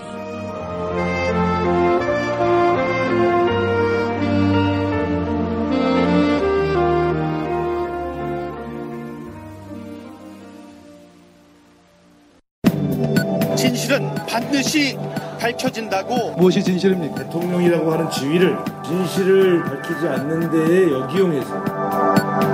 김보영 아나운서가 함께합니다. 아프니까 팩트다. 안녕하세요. 아프니까 팩트다 김보영입니다. 국민의당 안철수 대표와 바른정당 유승민 대표가 통합신당의 당명을 미래당으로 확정하고 통합에 박차를 가하고 있죠. 이를 두고 자유한국당 홍준표 대표가 미래당은 배신자 집단에 불과하다 이렇게 비꼬았습니다. 이어서 더불어민주당과 자유한국당에서 내부 총질만 하다가 떨어져 나간 사람이 합쳐본들 그 당은 내부 총질 전문당이 될 수밖에 없다고 주장했습니다. 특히 홍준표 대표는 나는 정치 24년 동안 내부 총질은 단 한 번도 한 일이 없는 것으로 기억한다고 강조했는데요. 하지만 홍준표 대표의 기억이 잘못된 것으로 보입니다. 먼저 지난해 3월 당시 홍준표 경남도지사는 박근혜 전 대통령의 파면 결정은 당연한 것이다라고 잘라 말했습니다. 지난해 3월 한국신문방송편집인협회 세미나에서 있었던 홍준표 대표의 발언 들어보시죠. 춘향인 줄 알고 뽑았더만은 향단이었다. 그래서 국민이 분노하는 것이다. 그래서 탄핵 땅에도 싸다. 이어서 지난해 11월에는 친박근혜계 의원들은 바퀴벌레에 비유하며 탈당을 촉구하기도 했습니다. 서청원 의원과 최경환 의원을 향해 탄핵 때에는 바퀴벌레처럼 숨어 있다가 박근혜를 빌미로 살아나 보려고 몸부림을 치고 있다. 추태 그만 부리고 조용히 떠나라. 이렇게 비판한 것입니다. 지난 2010년 한나라당 대표 경선 과정에서는 당시 안상수 의원을 겨냥해 이른바 개소송 논란에 불을 지폈습니다. 당시 홍준표 의원은 안상수 의원이 개가 짖는다고 옆집을 상대로 소송을 냈다.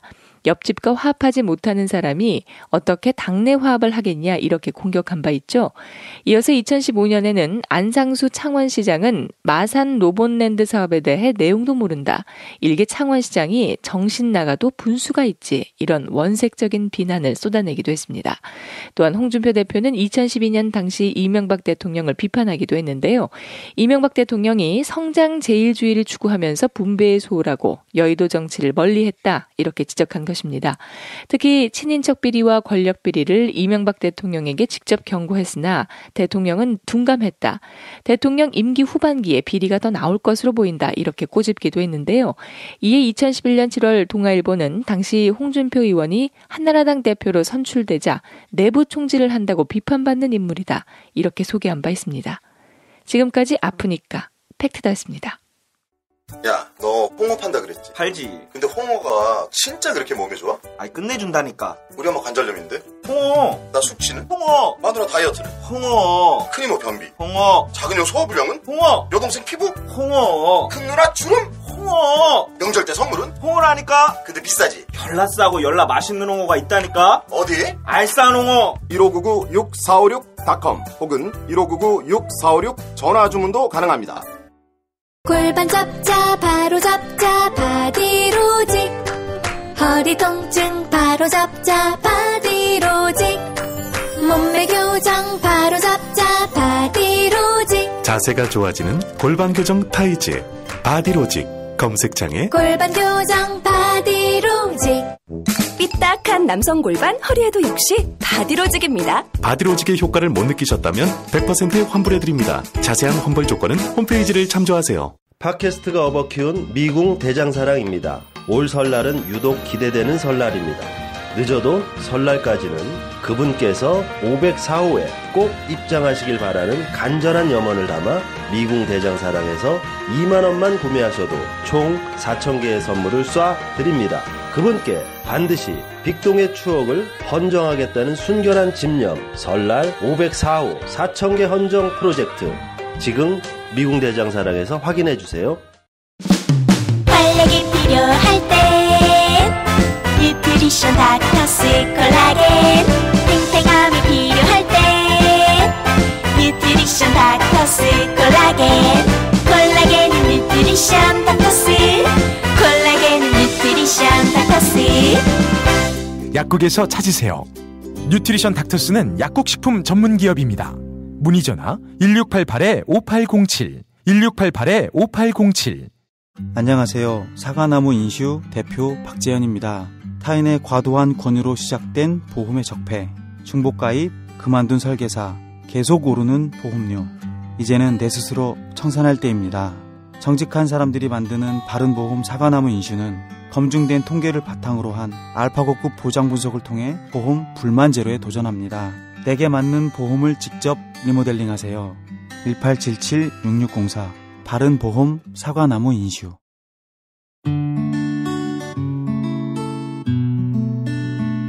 당신과 내가 좋은 나라에서, 그 정의로운 나라 그곳에 산다면 난 그냥 좋아서 웃기만 할 거예요. 당신의 뉴스 보좌관 김용민 브리핑.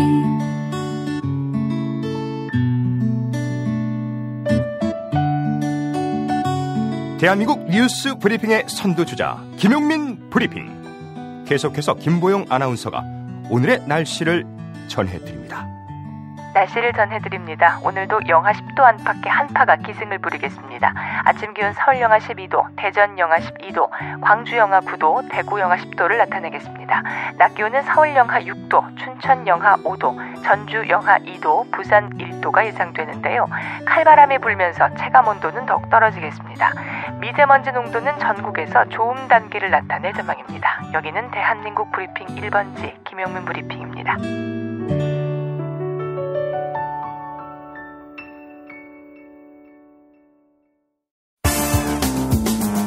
오늘을 읽는 책, 문학평론가인 국민대학교 국문학과 정선태 교수와 함께합니다. 국민대학교 한국어문학부 국어국문전공 정선태 교수님, 오늘 일본 오키나와에 계시네요. 정선태 교수님. 네, 안녕하세요. 교수님, 오키나와엔 어쩐 일로 가셨습니까? 네, 저희가 사는 동네에서 지역 주민들하고 번역 학교를 함께하고 있는데요. 예. 학생들하고 1년 넘게 공부하다 보니까 오키나와에 가서 직접 봐야겠다 해서 밥 사러 왔습니다. 그렇군요. 아이고, 어떠세요, 교수님? 3년 만에 다시 온 것 같은데 여전히 참혹한 역사 현장이어서 씁쓸하기만 하네요. 예, 오키나와에서 무슨 역사적 비극이 있었는지 예전에 방송에서 한번 짚어주신 적이 있었는데 다시 한번 말씀해 주시겠습니까? 네, 짧게 말씀드리면 오키나와는 일본과 미국의 군사적, 경제적 식민지라고 얘기하는 게 정확할 것 같습니다. 예. 오랫동안 붕괴무역을 하면서 독립국가를 유지해 오다가 1609년에 일본의 그 사스마 번에 속국이 됩니다. 그 이유가 뭐냐면 임진왜란 때 리우쿠라는 이 나라가 일본을 돕지 않았다는 이유였죠. 예. 그리고 일본의 메이지 유신 이후에는 일본의 식민지로 편입됩니다. 그러다가 제2차 세계대전 때 1945년에 이곳에서 오키나와 전투라는 참혹한 전쟁이 펼쳐지고요. 예. 이곳에서 20만 명이 넘는 사람들이 죽어갑니다. 일본 본토를 지키기 위한 희생양이었던 곳이죠. 저희들이 찾아간 곳도 그야말로 어두운 그림자가 가득한 곳이었습니다. 제가 이 오키나와에 관심을 기울이는 이유는 오키나와를 보면 일본이 어떤 나라인지를 볼 수가 있고요. 그리고 미국의 세계 지배 전략을 고스란히 읽어낼 수가 있습니다. 예. 그리고 오키나와를 보면은 우리의 역사, 한반도의 역사도 아울러 볼 수 있으리라고 생각을 합니다. 예. 오늘 소개해드릴 저항하는 섬 오키나와는 갤번 맥코맥이라는 오스트레일리아, 호주 학자하고요. 예. 노리마츠 사토코라는 일본 학자가 함께 쓴 것인데 저항하는 섬 오키나와를 하나의 배경으로 해서 미국과 일본이라는 나라의 실체가 어떠한지를 묻습니다. 예. 이 책의 저자들은 한마디로 미국은 일본의 속국이라고 얘기를 해요. 명료합니다. 2차 세계대전에서 패전한 후에 일본이 천황을 지키기 위해서 미국의 온갖 요구들을 다 들어주게 됩니다. 예. 그 중에 하나가 오키나와를 전면적인 미국의 군사기지로 편입시켜버리죠. 예. 그러면서 1972년에 단환을 하긴 하지만은 지금도 일본에 있는 미군 기지의 75%가 오키나와에 있습니다. 예. 오키나와의 전역이 미국의 군사 식민지라고 해도 과언이 아니죠. 예. 그런데 제가 이 책을 고른 이유는 여러 가지 이유가 있지만 참 좋은 책입니다. 오키나와를 통해서 한국과 동아시아 평화를 상상한다는 맥락에서 볼 때 상당히 훌륭한 책인데요. 예. 여기 잠깐 우리의 그 민주 정권과 비교해서 미국과의 관계를 따져보기 위해서 이 책을 골랐습니다. 예. 기억하시는 분이 계실지 모르겠지만은 2009년 9월에 일본의 자민당 정권이 아닌 민주당 정권이 들어섭니다. 예. 하토야마 유키오가 이끄는 민주당 정부가 들어섰는데 이 정부가 10개월 만에 무너져 버려요. 예. 무너져 버린 이유가 무엇인지 많은 논의들이 있는데 결정적인 게 오키나와 그 현에 있는 미군 기지를 다른 곳으로 옮기겠다는 하토야마 총리의 공약이 미국의 방해에 의해서 백지화되면서 거의 수토화된 상태로 물러나 버리고 맙니다. 예. 근데 문제는 그 당시 민주당 정권의 관료들이 전적으로 미국의 푸들 노릇을 했다는 거죠. 미국의 아주 말 잘 듣는 강아지 노릇을 했다는 건데 그 구절과 관련해서 주목해야 될 것 같습니다. 지금 우리가 종종 그런 얘기를 하잖아요. 한국도 대통령을 바뀌었을 뿐이지 관료 사이는 변한 게 없다고 하죠. 예. 지금도 우리 외교 라인이나 국방 라인을 지배하고 있는 고위 관료들은 친미 세력들이 대부분일 것 같고요. 예. 더 올라가면 아마 친일 세력들의 탯줄을 대고 있을 것 같습니다. 이 하토야마 정권의 붕괴와 관련해서 저자가 얘기하고 있는 부분 잠깐 읽어보겠습니다. 일본 정부 고위 관료들은 하토야마 정권이 발족 때부터 비밀스러운 음모적이라고도 할 수 있는 연결망을 미국의 고관들과 유지했고 신 정권에 양보하지 말라고 오바마 정권에 조언했다. 이 한 구절만 보십시오. 예. 그러니까 일본의 민주당 정권이 성립했지 않습니까? 예. 그런데 일본의 고위 관료들은 미국의 오바마 정권에게 이 하토야마 정권을 신뢰하지 말라. 그리고 그 무엇도 양보하지 말라라고 얘기를 합니다. 예. 그러면서 하는 짓이 이렇습니다. 하토야마 정권 아래 고관들은 정치가와 관료를 가릴 것 없이 반세기 이상 정권을 잡았던 자민당 정권 시대의 전임자들과 마찬가지로 총리 대신이나 일본 유권자가 아니라 미국에 충실했다. 마야하라 세이지가 전형적이었다. 이 마야하라 세이지라는 사람은 외무장관을 역임한 사람입니다. 예. 2010년 2월 하토야마가 후텐마 이전 대치안 때문에 북내외로부터 압력을 받고 있을 때 미국을 즐겨 찾던 마야하라는 캠벨 미 국무차관보와 그레그슨 국방차관보와 만나 후텐마 문제를 미국에 유리하게 진행하기 위한 모임을 가졌고 자신의 내각에 있는 문제 분자에 대한 대처 방안 등을 논의했다. 이 정도만 읽겠습니다. 이 후텐마 기지를 해군의 기지로 옮기는 문제가 오키나와의 가장 심각한 사안이거든요. 그런데 이 문제에 관해서 일본의 고위 관료들은 미국의 편을 들면서 신정부의 정책에 반대하라라고 조언하는 거죠. 그러니까 일본의 본토의 노예적인 평화를 위해서 오키나와를 철저하게 희생하라고 미국을 부추기면서 미국의 하인 노릇을 충실하게 하는 겁니다. 아마 낯설지가 않죠. 예. 우리 자유한국당의 전신부터 쭉 보자면은 그렇게 낯설지가 않습니다. 흔히 볼 수 있는 사례들입니다. 아, 이놈들은 합당했나 봐요.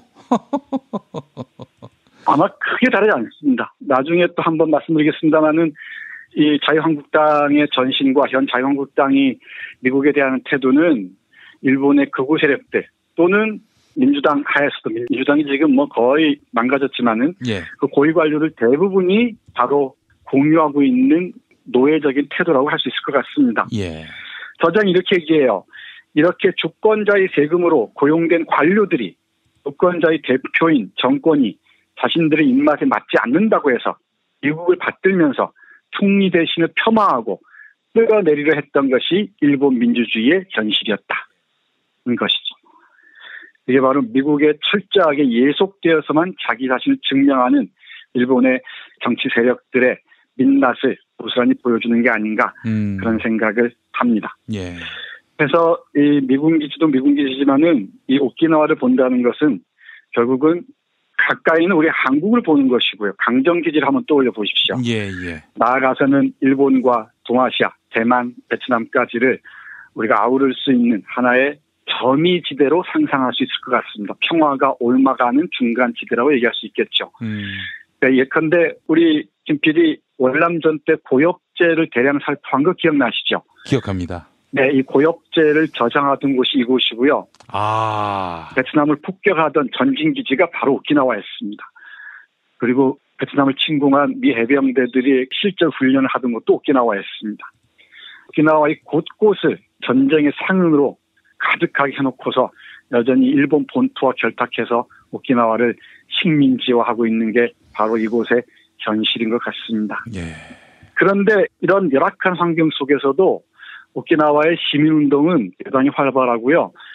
새로운 미군기지 반대운동부터 시작해서 본토로부터 자립을 지향하는 시민운동들, 이런 온갖 그 민주주의 운동들이 가장 활성화되어 있는 곳이 아닌가 싶어요. 예. 그래서 이 오키나와 한국의 연대를 모색하는 사람들이 아주 많이 있습니다.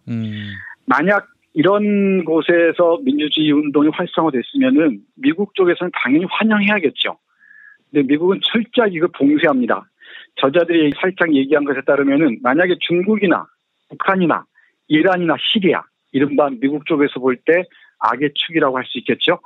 이런 나라에서 인권운동이나 민주주의 운동이 났으면 어떤 일이 벌어졌을까요? 미국이 온갖 지원을 다 했겠죠. 그리고 이 외교적 자원을 동원해서 온갖 기존 권력들을 흔들었을 겁니다. 근데 오키나와는 예외입니다. 시민운동이 대단히 활성화되어 있고 현지사나 시장 선거에서 시민들이 적극적으로 나서서 진보적인 정권을 수립하고 그랬음에 불구하고 미국은 나몰라라하고 철저하게 도쿄의 중앙 정권과 결탁해서 오키나와를 희생양으로 삼고 있는 겁니다. 그 구절 한 부분만 읽고 서서히 마무리하겠습니다. 예. 미국과 일본 양 정부는 오키나와 현미를 불편한 방해자로만 취급하고 당근과 채찍 정책을 통해 억누를 대상으로밖에 보지 않고 있다. 민주주의나 자유세계를 표방하는 미국과 일본이 오키나와의 민주주의를 파괴하는 것을 어떻게 정당화할 수 있을까? 만일 현재의 오키나와 저항과 같은 저항이 미국과 일본이 마음에 들어하지 않는 외국, 그러니까 중국, 북한, 이란, 시리아 등에서 일어났다면 양국 정부와 언론은 시민들의 용감하며 영웅적인 민주화 운동이라며 극찬했을 것이다. 그러나 투쟁이 자신들이 식민지화하고 억압해온 장소에서 자신들을 향해 벌어지고 있기 때문에 지켜세우지 못하는 것이다. 네, 이렇게 씁니다. 지켜세우지 않을 뿐만 아니라 더욱더 고통스럽게 억압하고요. 군사식민자를 영속화하는 방향으로 움직이고 있는 것 같습니다. 다시 한번 강조합니다마는 동아시아의 평화를 위한 하나의 중요한 길목이 한반도와 오키나와라고 저는 생각을 합니다. 이 오키나와 문제, 한반도 문제를 푸는 하나의 고리는 미국에 대한 비판 그리고 일본에 대한 비판이 전제돼야겠죠. 예. 이 점을 우리가 하나 힌트를 얻기 위해서 가본 메코맥과 노리마츠 사토코가 쓴 저항 섬 오키나와에서 그 저항의 근거를 찾을 수 있지 않을까 생각합니다. 알겠습니다. 오키나와 이야기가 나오니까 제주도를 이렇게 연결지어서 말씀하셨는데 오키나와 주민들이 똘똘 뭉칠 수 있는 그런 역사적 기반에는 바로 미국의 침략 역사가 있었다. 침략이라고 봐도 무리는 아니지 않습니까? 물론입니다. 미국의 세계 지배의 전초 기지에서 미 제국주의 어떤 민낯을 보았다고 할 수 있겠죠. 예. 여기에서 수많은 제트기 추락 사고가 있었고요. 그리고 이른바 미군에 의한 강간과 살해 사건들이 있었고요. 이런 말로 표현할 수가 없습니다. 그리고 수많은 미군 기지에 의한 오염들, 환경 피해들이 있었고요. 그리고 이 환경 자원들이 모조리 사라져가는 그런 전장을 보면서 오키나와 시민들의 의식이 깨났던 것 같습니다. 그리고 1972년에 반환된 이후에 50년 가까이를 미국과 투쟁하면서 시민의식이 대단히 높은 수준까지 이르렀다고 합니다. 제가 이곳에 머물면서 이곳의 중요한 신문인 오키나와 타임스와 유쿠 신문을 읽어보게 되는데요. 예. 기회가 닿으면은 그 신문의 성격 같은 것도 조금 전해드리도록 하겠습니다. 알겠습니다. 자, 오키나와에서 우리 정선태 교수님과 함께 오늘 책 제목이요, 교수님? 게번 메코맥과 노리마츠 사토코가 쓴 저항하는 섬 오키나와였습니다. 네, 저항하는 섬 오키나와에서 정선태 교수님과 함께했습니다. 교수님 감사합니다. 네, 고맙습니다.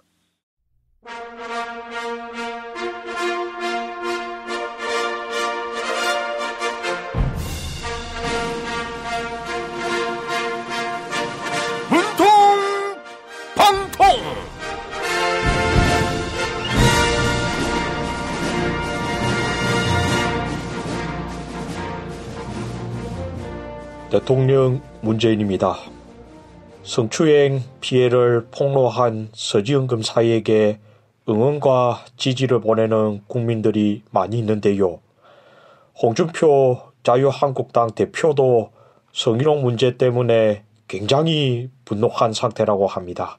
홍준표 대표의 편지 한번 읽어보겠습니다. 문재인 대통령님, 홍준표 대표입니다.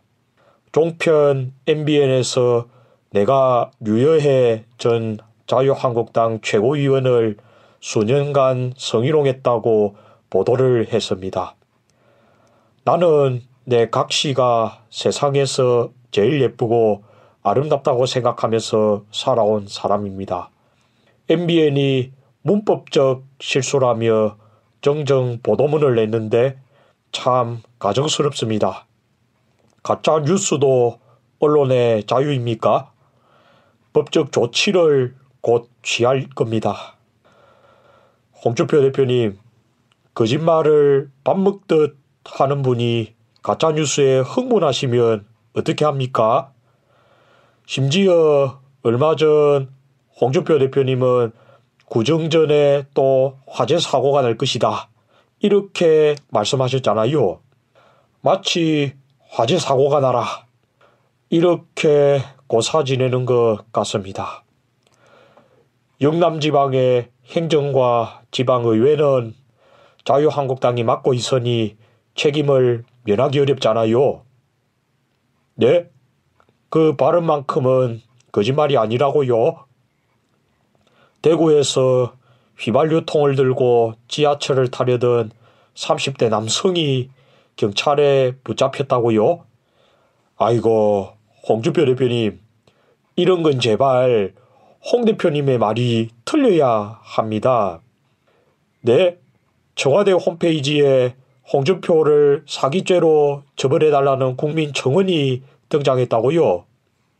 홍 대표님의 발언 가운데 하나는 바른 말이어야 한다고요. 아이고, 홍 대표님이 바른 말을 얼마나 많이 하셨는데요. 국민의당과 바른정당의 통합신당은 배신자 집단이다. 친박계는 바퀴벌레다. 이렇게 좋은 말씀을 얼마나 많이 하셨습니까? 보수에서 비주류로서 고군분투하고 있는 홍 대표님이 아니었다면 지난 대선에서 손쉽게 이기기 힘들었을 것입니다. 홍 대표님, 지방선거는 물론이고 다음 총선까지 쭉 자유한국당을 이끌어주세요.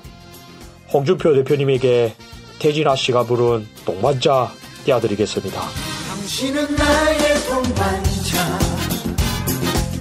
영원한 나의 동반자,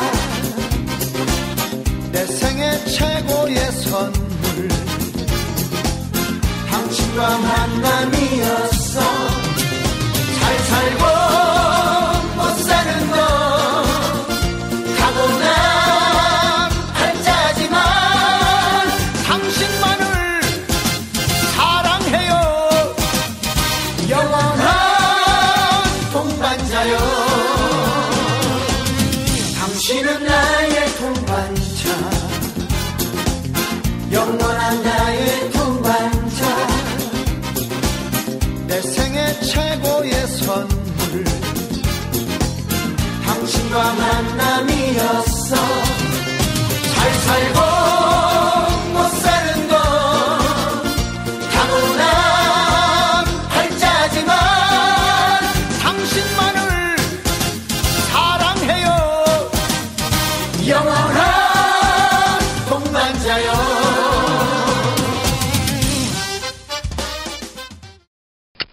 스페이드 퀴즈입니다. 돌잔치, 칠순잔치, 가게 홍보, 체육대회, 창사기념일. 정답! 기념품! 문제를 끝까지 들으셔야죠. 이럴 때 사용하는 판촉물이나 기념품, 답례품, 단체 선물 등을 취급하는 전문업체로서 국민을 위해 제대로 일하는 언론과 정당에 후원을 하는 판촉물 전문업체는 어디일까요? 정답! 네피알! 네? 어디라고요? 네피알! 네, 정답입니다. 판촉물이나 단체 선물이 필요할 때 이왕이면 우리 편 회사 네피알을 찾아주세요. 인터넷 검색창에 네피알을 치시거나 032-519-4800으로 전화주시면 친절하게 상담해드립니다. 그런데 상품은 뭔가요? 네피알에 가서 고르세요. 3만 가지가 넘는 물품이 있어요. 한글도 남보다 빨리 깨치고 참 똑똑했는데 갈수록 실력이 뒤처지는 것 같아 걱정이에요. 혹시 초등학교 교과서 본 적 있어요? 어려운 어휘가 너무 많아요.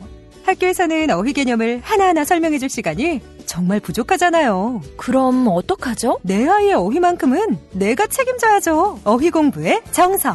초등어휘 3000, 초등어휘 5000. 검색창에 초등어휘 3000을 쳐보세요. 오늘 녹음 끝나고 한 잔? 술 끊는다며. 새해가 되면 술 끊겠다는 결심들 많이 하시는데요. 네. 쓸데없는 짓 하지 마시고요. 네, 술 친구미 있잖아요. 아니 다들 술자리만 있으면 오라고 난리잖아. 술친금 들고 가야지. 술친금을 그렇게 퍼주니까 부르지. 술친금이 있어야 술자리가 오래 간단 말이야. 내 친구들이 전부 다 술친금 인정했어. 오빠도 한 잔 콜? 그렇다면 가지야. 네이버에 술친금을 검색하세요. 멀쩡합니다 진짜. 이준호동 희망센터 이사 권영국 변호사입니다. 이준호동 희망센터는 동남아시아 저개발 국가의 이주노동자들과 함께하고 있습니다. 시골 오지 마을에 학교를 만들고 마을 주민들이 공동체를 이루어 운영하도록 돕습니다. 포털 검색창이나 페이스북에서 이주노동 희망센터를 검색하시어 후원회원이 되어주세요. 노동 존중 생산과 소비를 통한 사회연대를 추구하는 문자당이 함께합니다.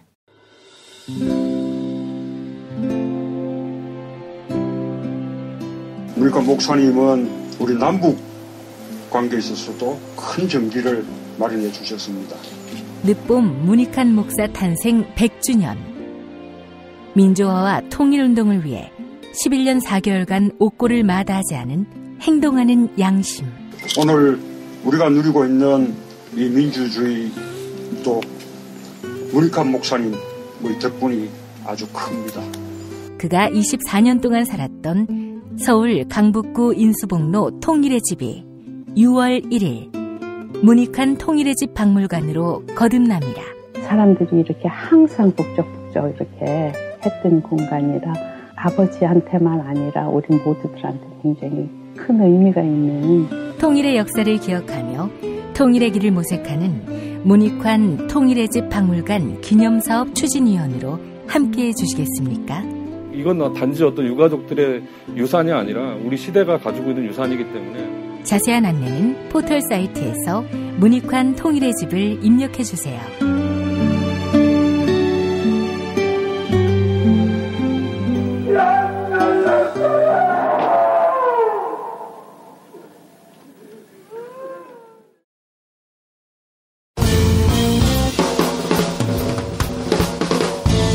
미디어 오늘 정상근 기자가 뉴스 속의 뉴스를 짚어드립니다.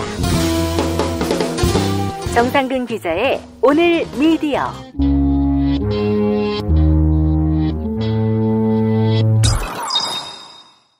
미디어 오늘 정상근 기자 만나겠습니다. 정 기자님. 네, 안녕하십니까. 네, YTN 최남수 사장 금요일에 보니까 말이죠. MBC 뉴스투데이에 나와서 뭐 합의 자체가 없었다. 이런 식으로 말을 했어요. 네, 일종의 뭐 약을 팔고 다니는 것 같은데. 근데 이 사람 보니까 말이죠. 뭐 여기 가서 딴 얘기해도 되고 저기 가서 딴 얘기해도 되고 뭐 그게 아주 체질화된 것 같다는 느낌이 들어요. 그러게요. 뭐 이쯤 되면 이게 망상인가 싶은 생각이 좀 드는데 지난 2일에 노조원들이 파업하고 있는 와중에 갑자기 뭐 모습을 드러내지 않던 최남수가 갑자기 사장실로 출근을 시도를 했어요. 그러니까 사장이 딱 오니까 YTN 조합원들이 둘러쌌을 거 아닙니까? 둘러싸가지고 뭐 거취를 표명해라 뭐 이렇게 요구를 했는데 이게 뭐 5시간 동안 둘러싸여 있기는 했는데 좀 항의가 거세게 이어지기도 했고 근데 뭐 이렇게 물리적인 충돌 같은 건 없었거든요. 예. 저희 기자들이 보기에도 좀 그랬는데. 제가 봤어요. 저도 그 페이스북 라이브로. 그 조합원들이 따지면 거기에 뭐 합리적으로 자기가 떳떳하고 정의로웠다면은 거기에 대해서 답변하면 되는데 아무 얘기도 못했어요. 그렇죠. 뭐 별 얘기도 못하고 막 경청하고 있다, 막 잘 듣고 있다, 막 이렇게만 얘기를 하다가 갑자기 최남 사장이 그 사장실에 들어가더니 다음 날이니까 3일에 보도자료를 내고 난데없이 조합원들한테 집단 린치를 당했다라고 주장을 한 거예요. 예. 말이 안 되는 말이 증거가 다 있는데 린치를 당했다는 거는 뭐 집단으로 폭행을 당했다거나 그래서 뭐 그런 경우에 이제 린치를 당했다고 하는데 뭐 정신적 폭행도 린치라면은 뭐 맞는 말일 수 있겠네요. 근데 중요한 건 뭐냐면은 아무 얘기도 안 했다는 점입니다. 그 자리에서 사장으로서 자기가 공적인 발언을 했으면 구성원들이 그 발언은 거짓말이다. 뭐가 진실인지 해명하라 했을 때 아무 얘기도 못한 거 그것은 린치라고 말할 수 없는 거지요. 그렇습니다. 뭐 얘기를 하는데 뭐 얘기도 못하고 그냥 계속 멀뚱멀뚱 서 있다가 그랬었는데 갑자기 뭐 이렇게 린치를 당했다고 이렇게 주장을 하니까 뭐 정신적 린치도 린치면 뭐 이미 조합원들은 최남 사장한테 린치를 당한 거죠. 그렇죠. 갑자기 합의를 했다가 그걸 또 취소를 하고 이제 뭐 모른 척을 하니까 뭐랄까 하여튼 좀 이상한 상태인 것 같아요. 그래서 예. 뭐 미시 나와서 이상한 얘기하고 갑자기 린치를 당했다고 하느니 뭐 그런 약간 좀 이상한 상태가 아닌가 좀 그런 생각이 좀 들었습니다. 네, 그렇습니다. 자, 최남수가 그래서 가까스로 그 자리에서 몸을 피할 수 있었던 것은 오는 7일에 자신이 입장을 밝히겠다. 이렇게 말하고 나서 이제 말하자면 거기서 나온 거 아닙니까? 네, 그렇죠. 이제 7일에 입장을 밝히겠다라고 하고 나왔는데 다음날 3일날 그때 성명을 내서 또 얘기를 했던 게 자기는 물러나지 않는다. 이런 얘기를 했어요. 그제 토요일날? 네네, 그제 토요일날. 그때 자기가 7일날 얘기한 걸 가지고 뭐 사퇴 의사를 밝힌 걸 수도 있다. 뭐 이렇게 생각하지는 말아라. 뭐 이런 내용이었는데 한마디로 얘기하면 그냥 그 자리에 한번 피해보려고 아무 말도 못하고 그냥 서 있다가 거짓말을 했다. 본인이 이렇게 스스로 자의를 한 거죠. 그래요. 뭐 하여간 참 재밌는 사람입니다. 근데 제가 봤을 땐 이렇게 기본적으로 말에 신뢰를 상실한 사람이 사장직을 제대로 수행할 수 있을까요? 안 되죠. 이미 뭐 합의를 깰 때부터도 이 사람을 어떻게 믿고 사장으로 받아들이겠냐 뭐 이런 얘기가 나왔는데 뭐 지금 지속적으로 계속해서 뭐 거짓말을 하고 있는 거 아닙니까? 예. 자, 이런 가운데 지금 논란거리가 또 하나 생겼어요. 네, 그렇습니다. 저희가 취재를 해서 어제 그러니까 4일 날 보도를 했는데 그 내용은 최남수가 과거에 한일 관계 역사관과 관련해서 뭐 논란의 발언을 했다라는 증언이 나와서 저희가 그걸 보도를 했습니다. 내용은 좀 간단한데요.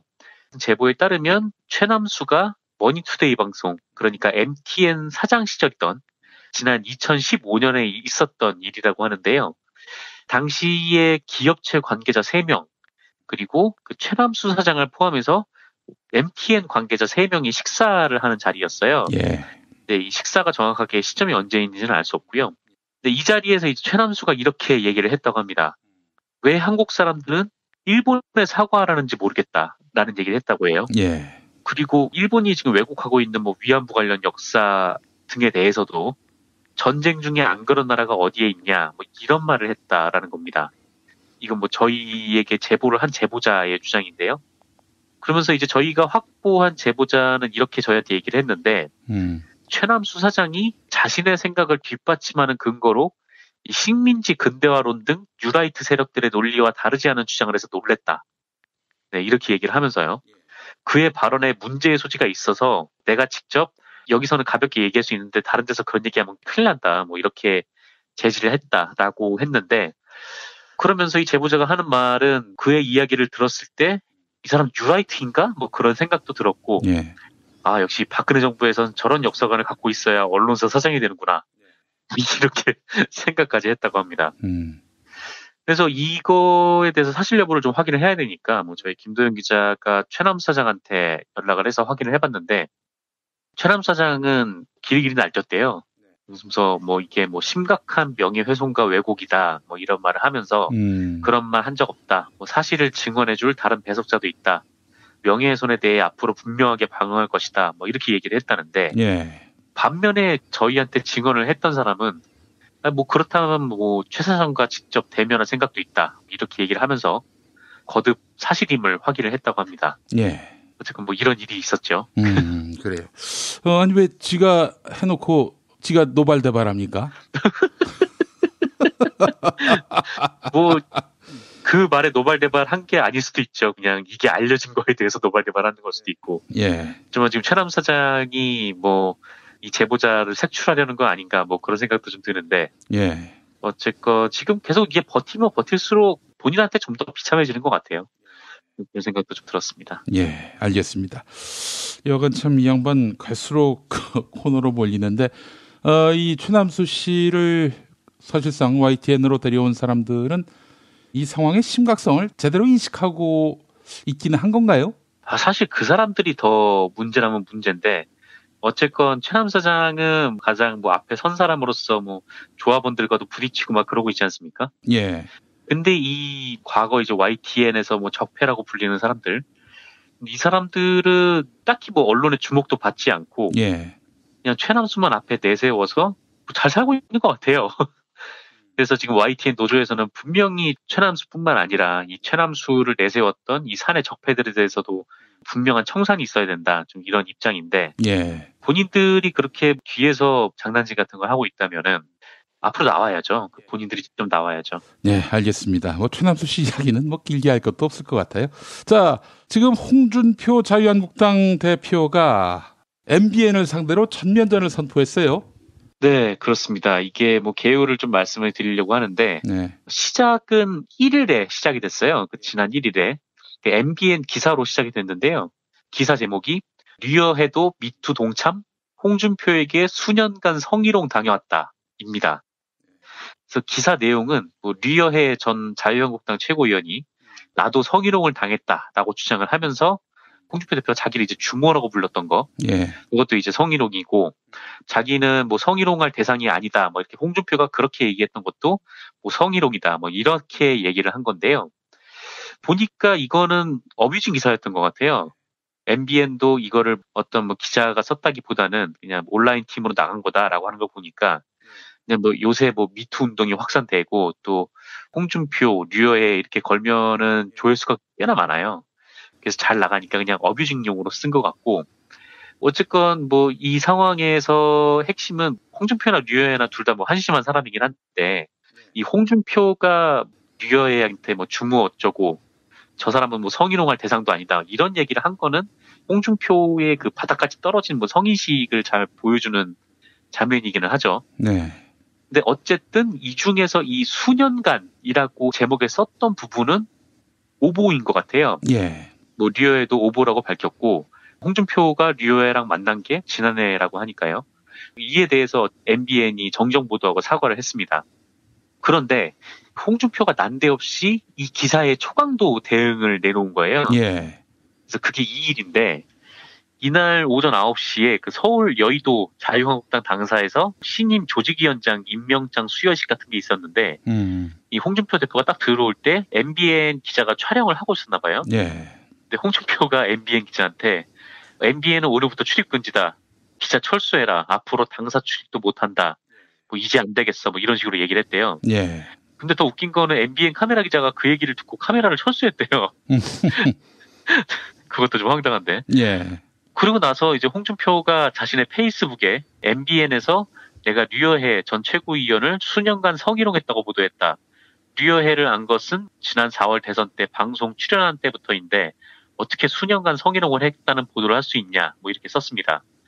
그러면서 자기는 뭐 성희롱 한 일도 없고 뭐 34년 뭐 공직생활 하는 동안 뭐 여성 스캔들 한 번 없다 뭐 이런 식으로 얘기를 하면서 오늘부터 MBN은 그러니까 2일부터 당사 부스 빼고 당사 출입 금지, 취재 거부, 전당원들에게 시청 거부하도록 독려하겠다 이렇게 얘기를 했어요. 근데 더 웃긴 거는 이 홍준표의 말에 대해서 자유한국당이 그대로 방침을 세웁니다. 예. 자유한국당이 MBN 기자들을 상대로 뭐 아까 말씀드렸듯이 뭐 당 출입 금지, 부스 제거, 취재 거부 뭐 이런 것들을 했는데 그리고 나서 뭐 이날 오후에 장제원 자유한국당 대변인하고 MBN 기자들 간의 설전이 있었고요. 그래서 뭐 장제원이 뭐 가짜뉴스와의 전쟁 뭐 어쩌고저쩌고 얘기를 하니까 뭐 MBN 기자들이 이렇게 몰려와가지고 공식적인 항의를 회사에 했냐, 뭐 어떤 답변과 절차를 거쳤냐 이렇게 반박을 하기도 했고요. 그러자 이제 장제원이 MBN 질문에 답하지 않겠다, 뭐 이렇게 유치하게 나가기도 했고요. 그 다음에는 이제 MBN에서 8시 뉴스를 통해서 2일날 다시 뭐 반격을 하는데 정정보도문을 게재했음에도 자유한국당은 가짜뉴스와의 전쟁을 선포한다며 MBN 출입금지와 취재 거부를 공식화했다. 뭐 출입금지 조치는 언론의 자유를 제한하는 일로 정정보도 요청이나 언론중재위원회 등 제도적으로 마련되어 있는 이의 신청을 생략한 채 취해진 것이다. 이렇게 비판했어요. 그럼에도 불구하고 그 3일날 홍준표는 뭐 여전히 자기 페이북에서 MBN에 대해서 끝까지 명예훼손이나 민사소송을 제기해서 뭐 책임을 묻겠다. 뭐 이렇게 답을 하면서 지금 싸움이 지금 이어지고 있는데요. PD님은 좀 어떻게 보시나요, 이 싸움을? 제가 봤을 때는 홍준표 대표가 보수 언론이 자기를 패싱하는 것에 대한 어떤 불만?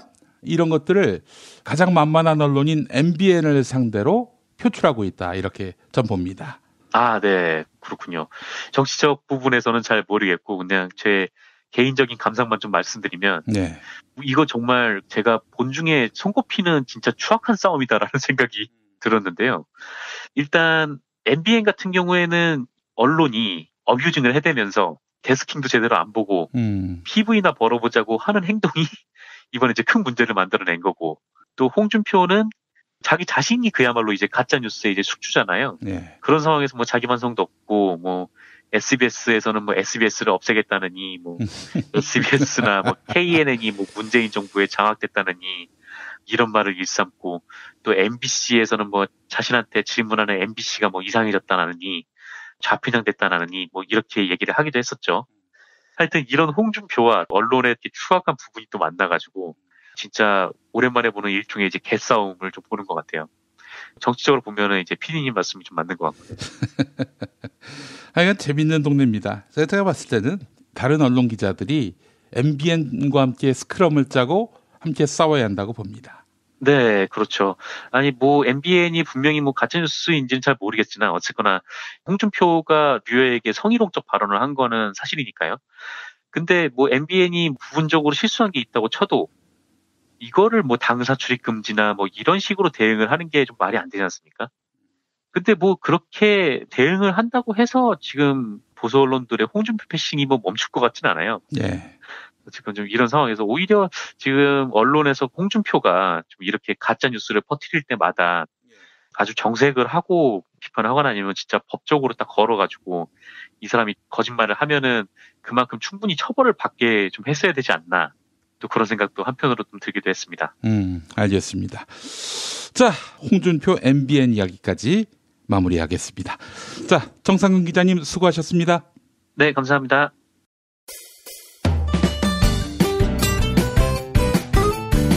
뉴스 포렌메리로 이어갑니다. 팔로워 91만이 넘는 김용민 트위터 계정에서는 매일 설문조사가 진행되고 있습니다. 지난주 금요일 대구에서 30대 남성이 휘발유를 들고 지하철을 타려다 제지당했습니다. 지난 2003년 대구 지하철 참사를 떠올린 도시철도공사 직원들은 이 남성을 막아서며 한바탕 소동을 벌이기도 했는데요. 그런데 이 30대 남성은 재진입을 시도했고 결국 경찰과 소방차 15대가 긴급 출동하기도 했습니다.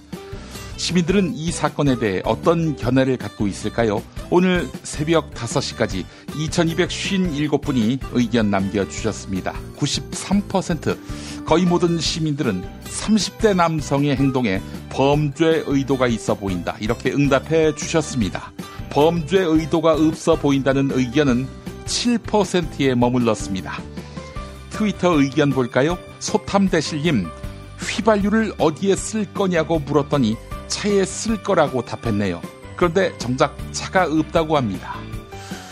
설문조사에 참여해 주신 여러분 감사합니다.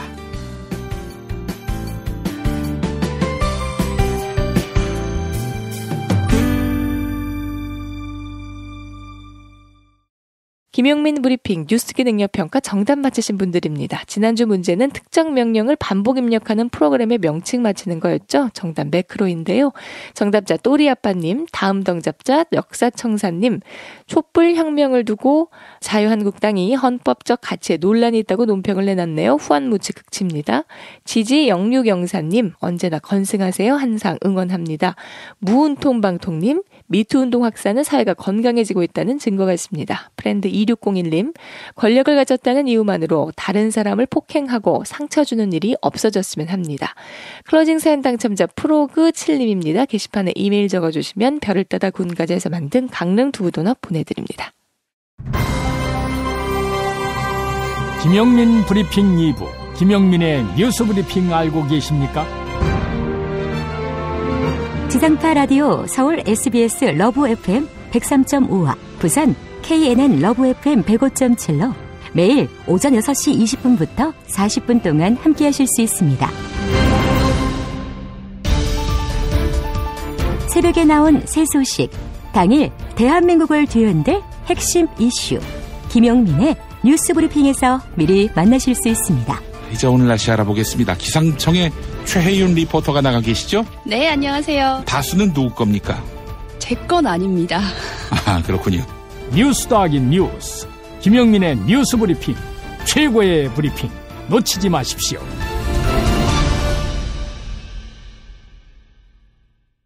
도올 김용옥 선생의 마가복음 강해로 여러분을 초대합니다.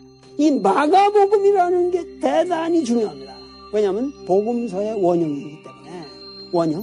매주 일요일 아침 11시 서울 서대문구 충정로 20, 서울 지하철 충정로역 9번 출구 앞에 있는 벙커원에서 도울과 만나세요. 율법을 믿으시겠다고? 신약이 율법의 완성이라고? 얼어빠질 그따위 기독교 내 입 앞에서 제발 입도 뻥끗 터지지 말아요. 그런 소리들은. 벙커원 교회 일요일 예배를 겸하는 이 자리. 도울이 진리와 생명이었던 예수를 원형 그대로 복원합니다. 그 십자가를 과감하게 걸머지고 돌아가신 예수를 말하지 아니하고 믿으면 너는 금방 축복받을 일만 남았다. 이게 한국 목사들 99%의 거짓말 설교예요. 도울의 마가복음 설교는 따로 녹화 녹음되지 않으며 현장에서만 만나실 수 있습니다. 도울 선생의 마가복음 설교는 2월 4일부터 진행됩니다.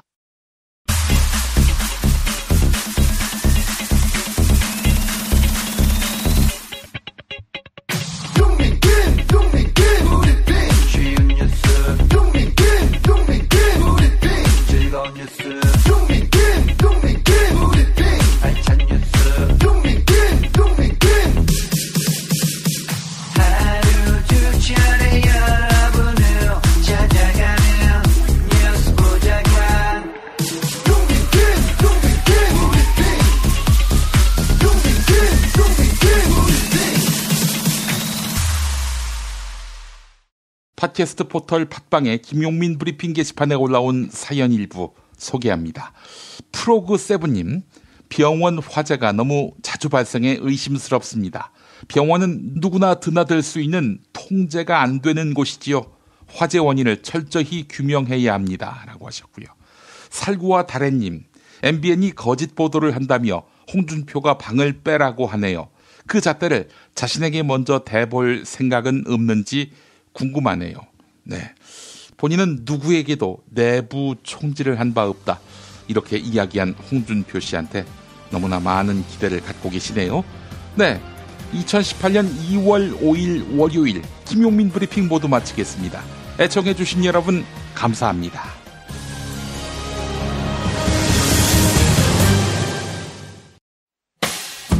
김용민 브리핑과 함께한 시간 어떠셨어요? 다음 시간에도 보다 바르고 알차며 즐거운 정보로 여러분을 찾아가겠습니다. 팟캐스트 포털 팟빵에서 다운로드하기, 구독하기, 별점 주기, 댓글 달기로 응원해주세요. 잊지 마세요. 다운로드하기, 구독하기, 별점 주기, 댓글 달기.